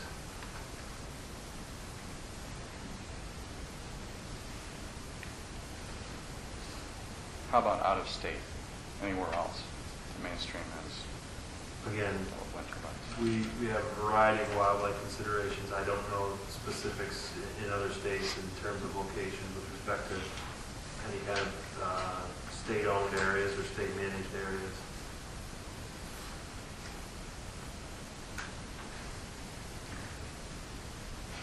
Just to be clear, though, Mr. Shank's position is that it should be a half mile or greater, correct? That's what he wrote, yes. And your reduction is by 1/6 of a mile, yet that's a 1/3 reduction in that half mile, correct? No, it would actually be less. 1/6 is not. Oh, I take that back. You're correct.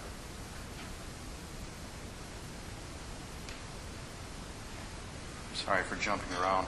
Why is the duration of a good neighbor agreement 20 years?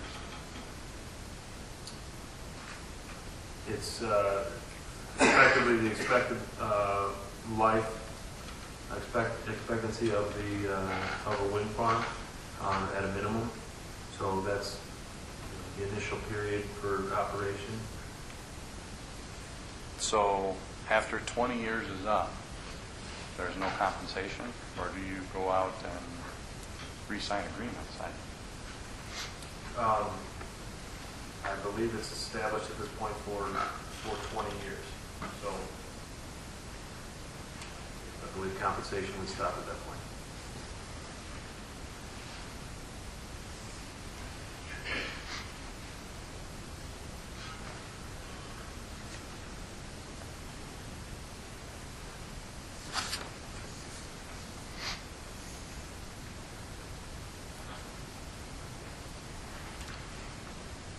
In some of your prior comments, you stated that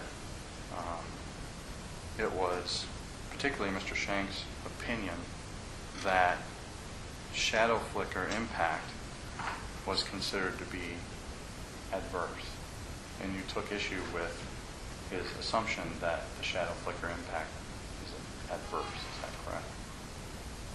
Actually, I think if you review, because we've had some discussions on this with Mr. Shank, it's not known that it would be an adverse impact. It would, or not speculated it would be an adverse impact, but that it would be an impact. So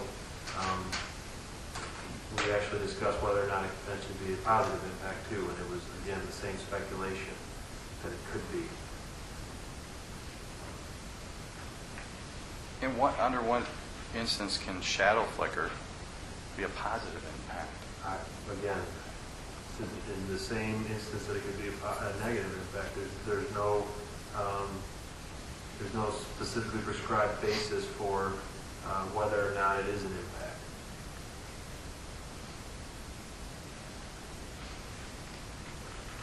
The lighting on the turbines, will they have a potential negative impact on people living near the wind turbines? I would think that they have just as much positive impact in that they would provide safety around the wind farm and flying aircraft. What are your plans for lighting that project at night? Will it be every turbine synchronously blinking? They will. Typically, the wind farm will be synchronously blinking, but it doesn't necessarily mean it'll be every wind turbine. Lately, I think the FAA prescribes effectively borders of a project, and then occasionally within that area, but it's not necessarily every one. Is that your intent, is to light the borders of the project, the turbines along the borders? Again, as part of what's been approved by the FAA already, we submitted a lighting plan. I don't know specifically which ones, but that's my understanding of what their requirements are, is that it's the borders as well as occasionally throughout. And yes, that would be our intent. That would, okay. Thank you.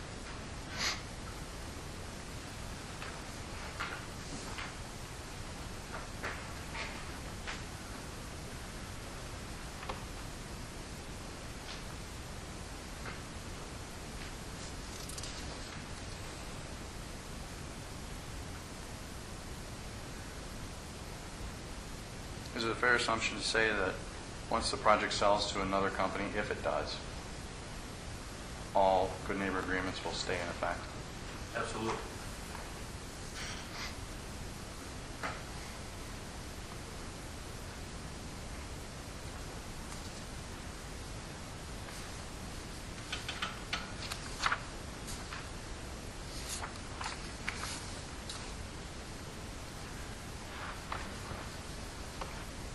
A couple of meetings ago when you were here, do you recall a discussion about the proposed ordinance as it was being submitted as evidence or whatnot, and that whether it was really relevant to the discussion or not, regardless of your intent to follow it made in general guidelines? I recall that discussion, yes.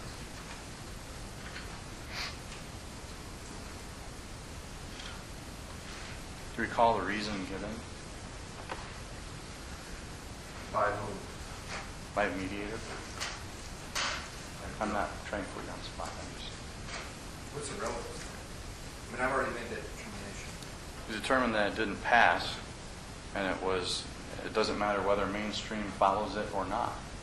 The ordinance on the books is the ordinance on the books. That was your statement, correct? Right. So what's the relevance to your question, what I'm trying to say? So, if that's the case, what does any of this matter if it's your intent to largely follow the proposed guidelines or ordinance that was submitted?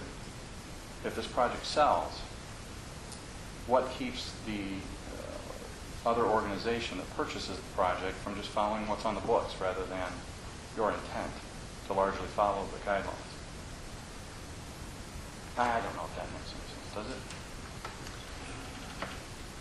No, that's me, but he can answer the question. Again, I can restate it. Maybe better, since it was off the top of my head. What keeps them from coming to the county board, and I'm speaking of an organization that you potentially sell the project to later in this process, coming to the county board and stating the rules on the books say 1,400-foot setback or whatever the multiplier of the tower is. It doesn't say 3.5 anywhere, therefore we should be able to redesign the layout and the number of turbines, much like the old one did, and the type of turbines, regardless of what's agreed upon or your intent today. I'm happy to answer that. It's our expectation in the structure in which we put forth in our application that that those representations be part of requirement of the permits. So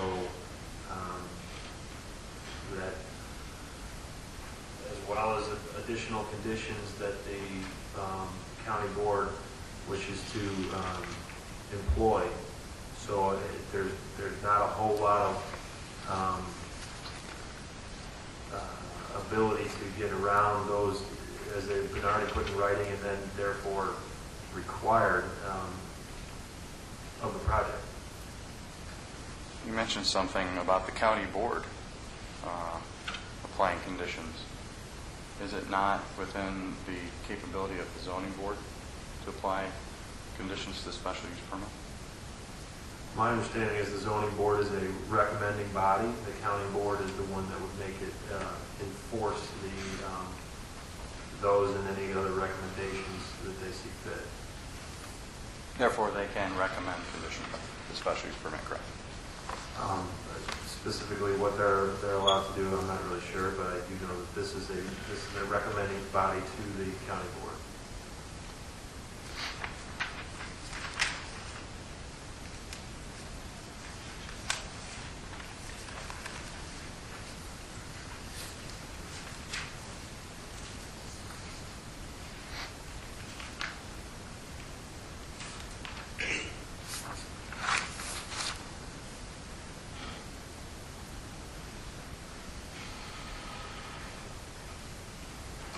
You may have answered this before, but did you participate at all in the Shady Oaks wind farm development?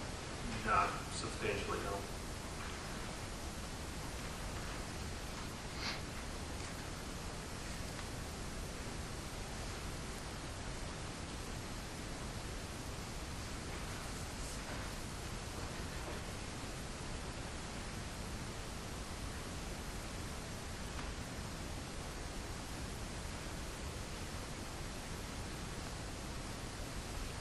Can you speak to a little bit about the process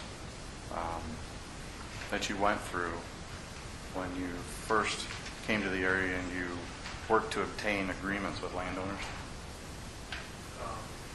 When we first came to the area, I was not with Mainstream. I can only vaguely give some details on that, so I won't know specifically. We had some meetings, some public meetings for folks to get familiar with the project, and beyond that, we would reach out to specific landowners to gauge their interest and potentially sign them on as participants in the project.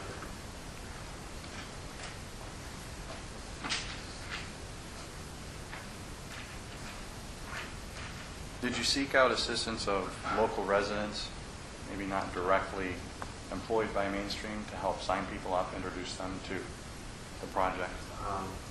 Again, I don't know the specifics, so it's not unheard of that a favorable participant in the project might request their neighbor to also participate. Is there a financial benefit for someone to help or assist Mainstream to sign up potential landowners? Absolutely. With the operation of a wind farm, there would be financial benefits to that person. So to the extent that the project would then be successful, they would realize payments as well. But as far as a task directly related to helping sign up, not specifically on the Green River Wind Farm, no.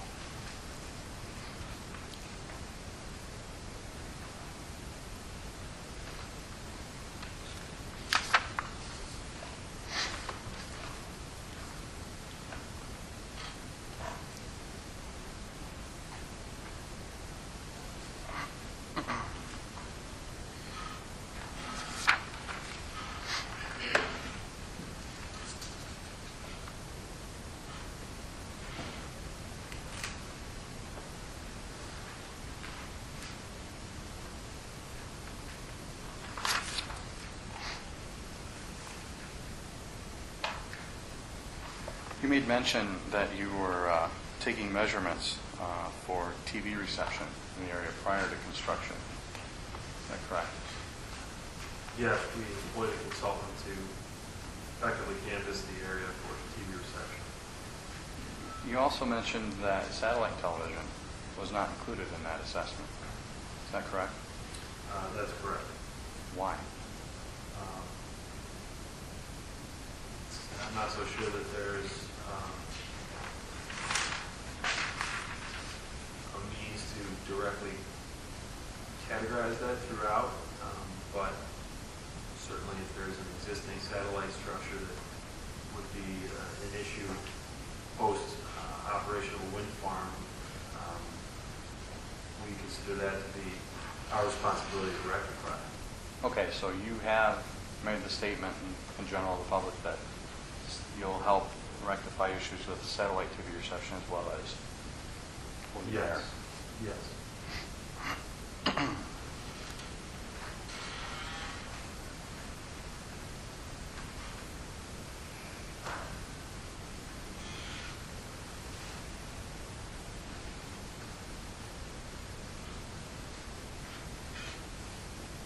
What about the cellular reception? Again, we did a communication analysis throughout to the extent that there's known signal issues. Let's feel it's captured there. Frequently, these are areas that are problematic for cellular reception already. So maybe a difficult thing to quantify, but we feel that what we've represented will create an effective baseline for any complaints about cellular reception later to decide whether or not there needs to be some kind of rectifying of the situation around that. So there's a potential that you would assist people in rectifying an issue with their cellular reception within the wind farm. Again, our communication analysis states that there's really no expected impacts, that whether or not there's either not enough not enough of an identified issue around communications to quantify it, or that it's already bad enough perception. I can't really speak to that. I would have to lean on our communications analysis to create that baseline. Is that communications analysis available to everyone during this hearing? It's one of the exhibits of our application. Okay. I apologize, I'm not aware of that. I'm sure you can obtain one from the zoning office.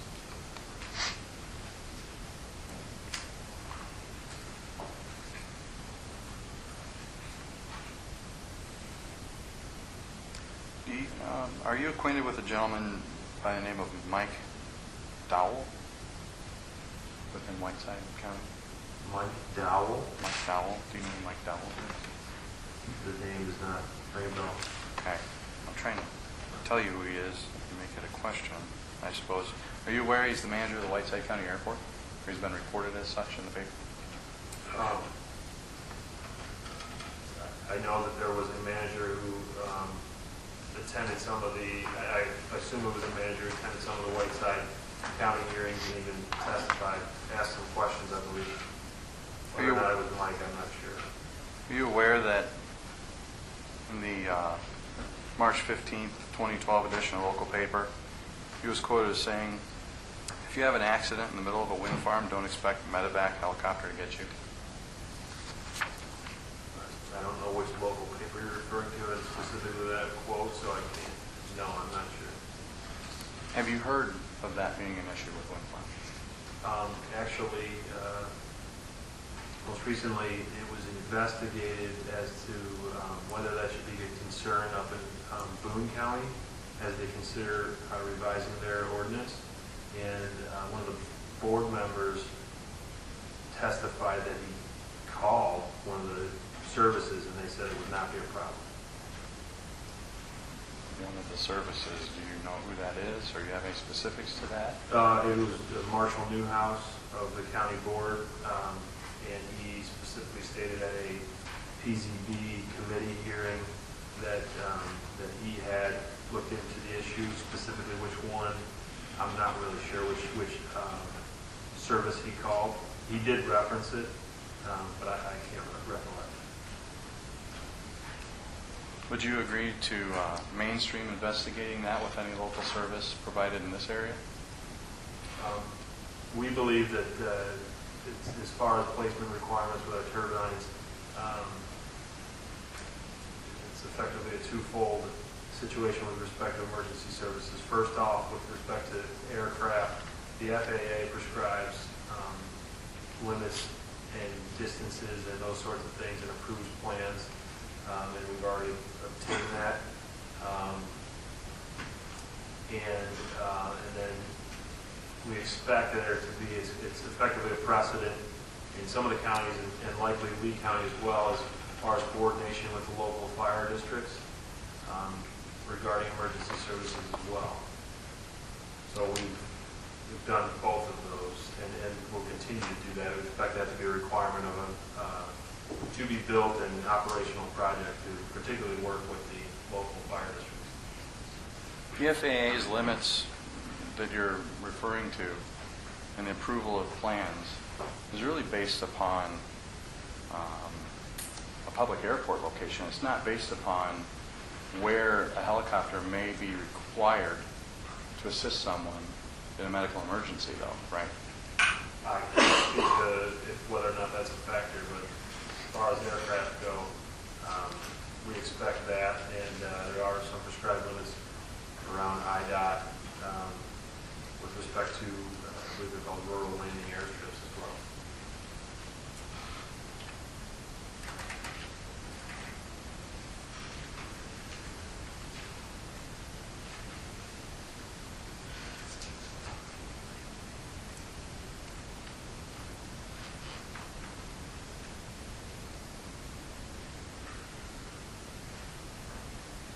This is going back to your initial testimony. I apologize. It's been a while. You made a statement, and I kind of wanted to ask what you meant by it when you mentioned in your testimony that you want to play a part in zoning compliance as much as you can. What statement? What does that mean? Oh, so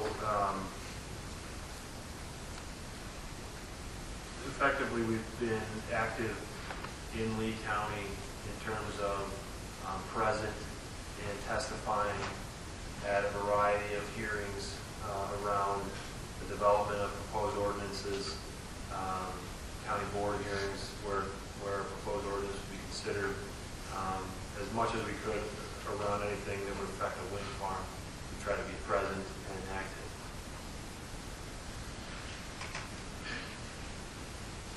When you stated in your testimony, your initial testimony now, the mainstream learned a lot about what was important to the ZBA and residents as a result of attending and participating in all discussions regarding the text amendment process. Sorry. What was it that you're referring to that you learned? I believe we captured it in our application that what went into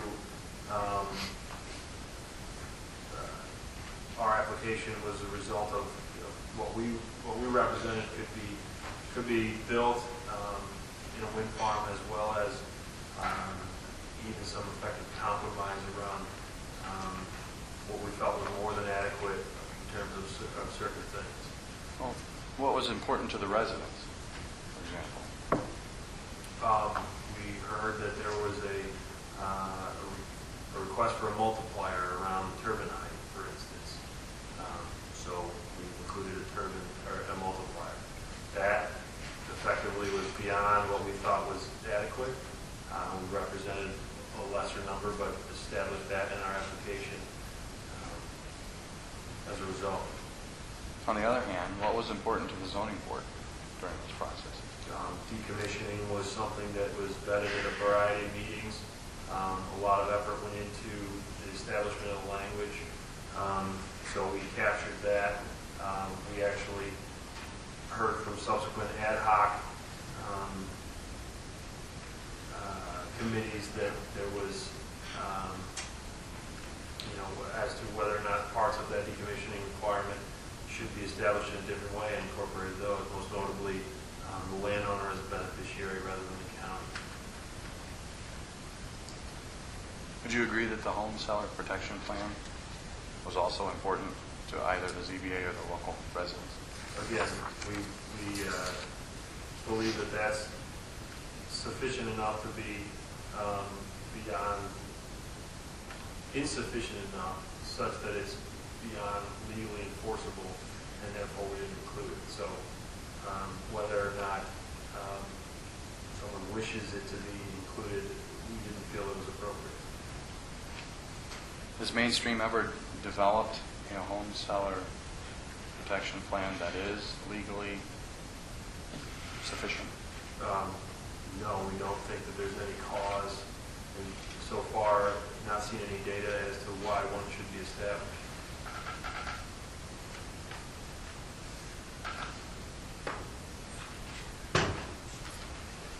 How involved were you in the development of the text amendment to the ordinance that was ultimately voted down, as far as the content? Active and present at meetings. Beyond that, that's pretty much as far as you were involved? Certainly had some discussions regarding language, but effectively what was established was a result of all parties who were present at the meetings.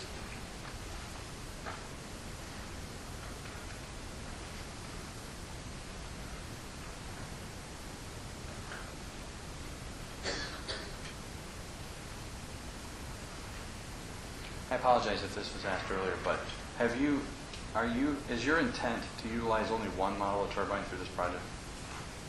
That is our current intent, yes. Your current intent? Yes. Subject to change though, right? To the extent that the 101 or the 113 would be somewhat interchangeable, again, we would request a truncated process regarding anything other than uniformity throughout the project. It is our intent to use one turbine model throughout.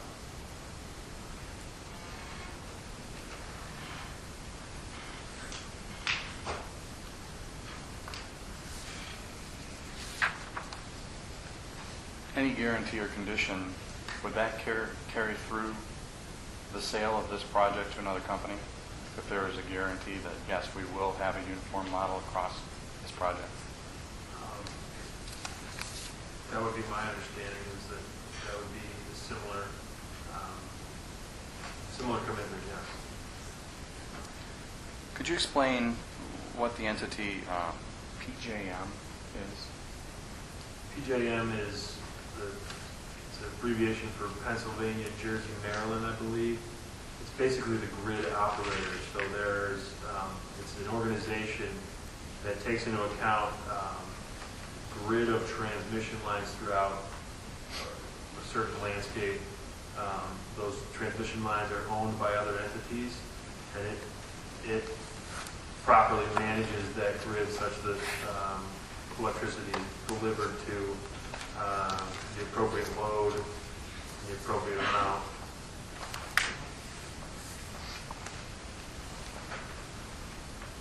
Did you have to submit something to them explaining the details of the project? Yes. Do you recall what was submitted? It's an interconnect application. Comes with specific information about the project, the rating, possibly some of the turbine models that would be used. It also ends up getting studied. The request gets studied against other projects in the area, as well as speculative as well as operational.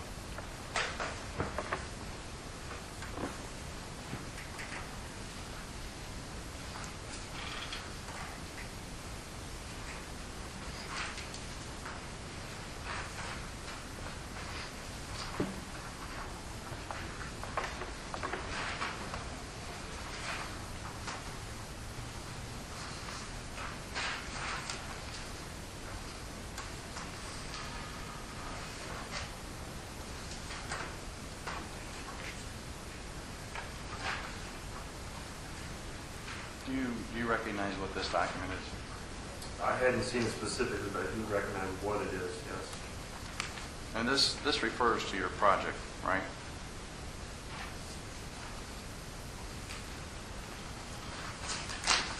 Yes, it does. And just for everyone's edification, this comes from the Federal Energy Regulatory Commission Office of Energy Market Regulation, correct? That's correct.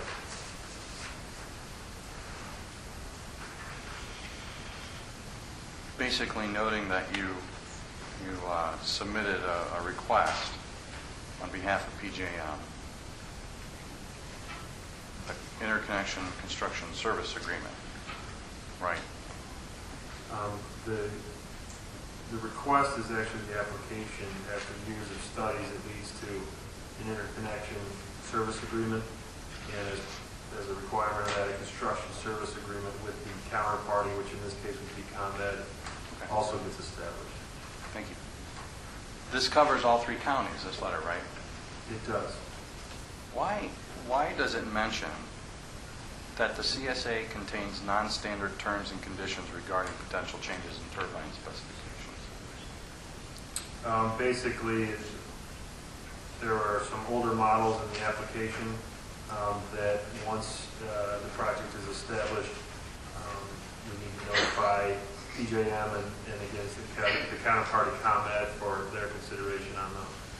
But does the term non-standard refer to this is not normal in this process?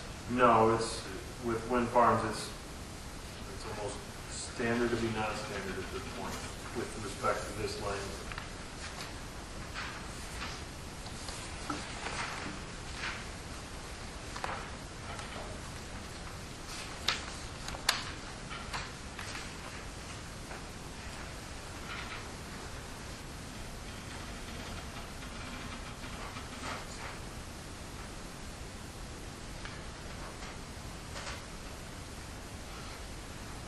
Part of that submission, the response from that letter, was that you agreed, and I guess this goes in line with what your statement was, you were submitting for 3 different types of turbines in the quantities of 43 2.5 megawatt Clipper wind turbine generators, 36 1.5 megawatt GE turbines, and 24 2.1 megawatt Suzlon wind turbines. Does that sound right? That sounds right. Probably the time of application, which was a few years ago, commercially available models, as far as that speaks to why newer models would need to be considered as part of our agreement. It's pretty much established that they can be accepted. It's just effectively consideration around the nuances of the interconnection service agreement with PJM. With ComEd in particular. Well, this was dated March 15th, 2012. Actually, I'm sorry.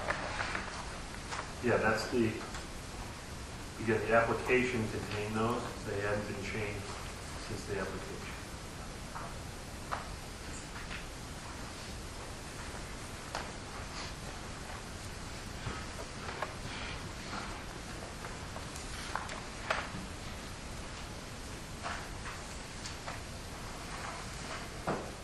But your reference to that being dated models, I mean, why wouldn't you submit something that's dated March 15th, 2012 as an up-to-date model in your request? In what request? In this document. This is not our document. This is effectively, I take that back. We are a countersigner of this document that was established as a result of all of the studies that went into considering our project by PJM. It started years ago. And at the time, those were probably considered likely models for the project. But again, we're talking, this is the construction services agreement, so it's mostly in reference to the interconnection service agreement. That's the bulk of our requirements around working with ComEd, the counterpart. Do you have to resubmit for a CSA if there are any changes in this project? Do we have to resubmit for a CSA? No, there may be provisions within the CSA regarding any changes that would come into effect, but largely it's already in place. That's why this is filed with FERC, the Federal Energy Regulatory Commission.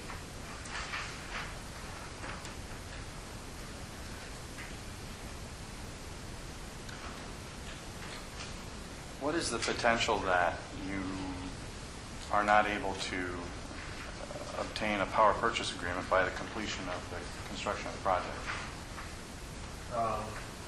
Well, first off, it's likely that we wouldn't move forward with construction without having in place at least an understanding, a memorandum of understanding, or more likely an actual power purchase agreement.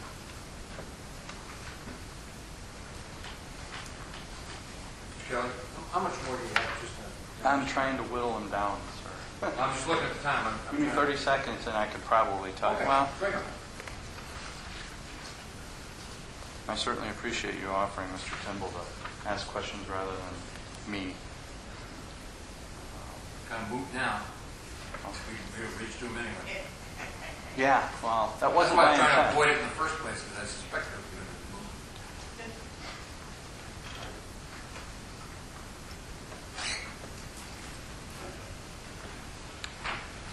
I've only got about 5 more minutes. I don't know if you really care to break or not. It doesn't matter. If you got 5, I thought you said 30 seconds. Couple more. Well, I was reviewing them really quickly to let you know. Go ahead. I apologize to everyone for keeping you late.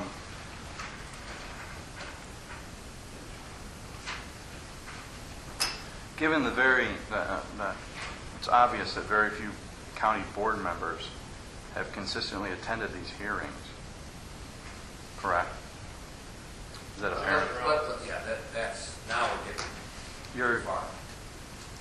your statement that the county board is perfectly suited to make decisions regarding a decommissioning plan, how do you justify that when really it's been the zoning board of appeals that has sat through all of these hearings and have gained knowledge through all this process?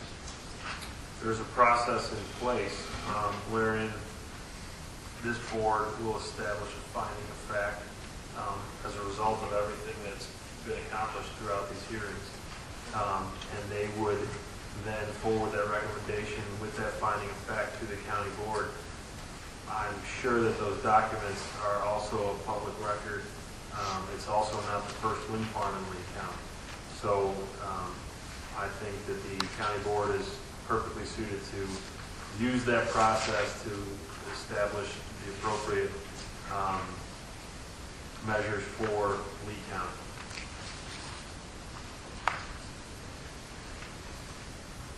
One last question. Do you believe there will be an opportunity for opposition to bring points of relevance to the board for consideration during beyond these hearings? That's not relevant anymore. Whether he believes it or not, doesn't matter. That's all right. It shortens our time. Thank you. Okay, that it? Yep. Mr. Chairman, I suggest, well, two things. You folks were going to ask questions, that'll be next hearing. That solves the Kimball problem. Or Kimball, but not the Kimball problem. I'll let him know. Following the end of the question from Mr. Martin, I'm trying to make effective use of the time that is available during the hearings that are set. The only thing I can think of to make use of the time that might be available after all the cross-examination of Mr. Martin is finished, is to offer interested parties the opportunity to present their testimony then.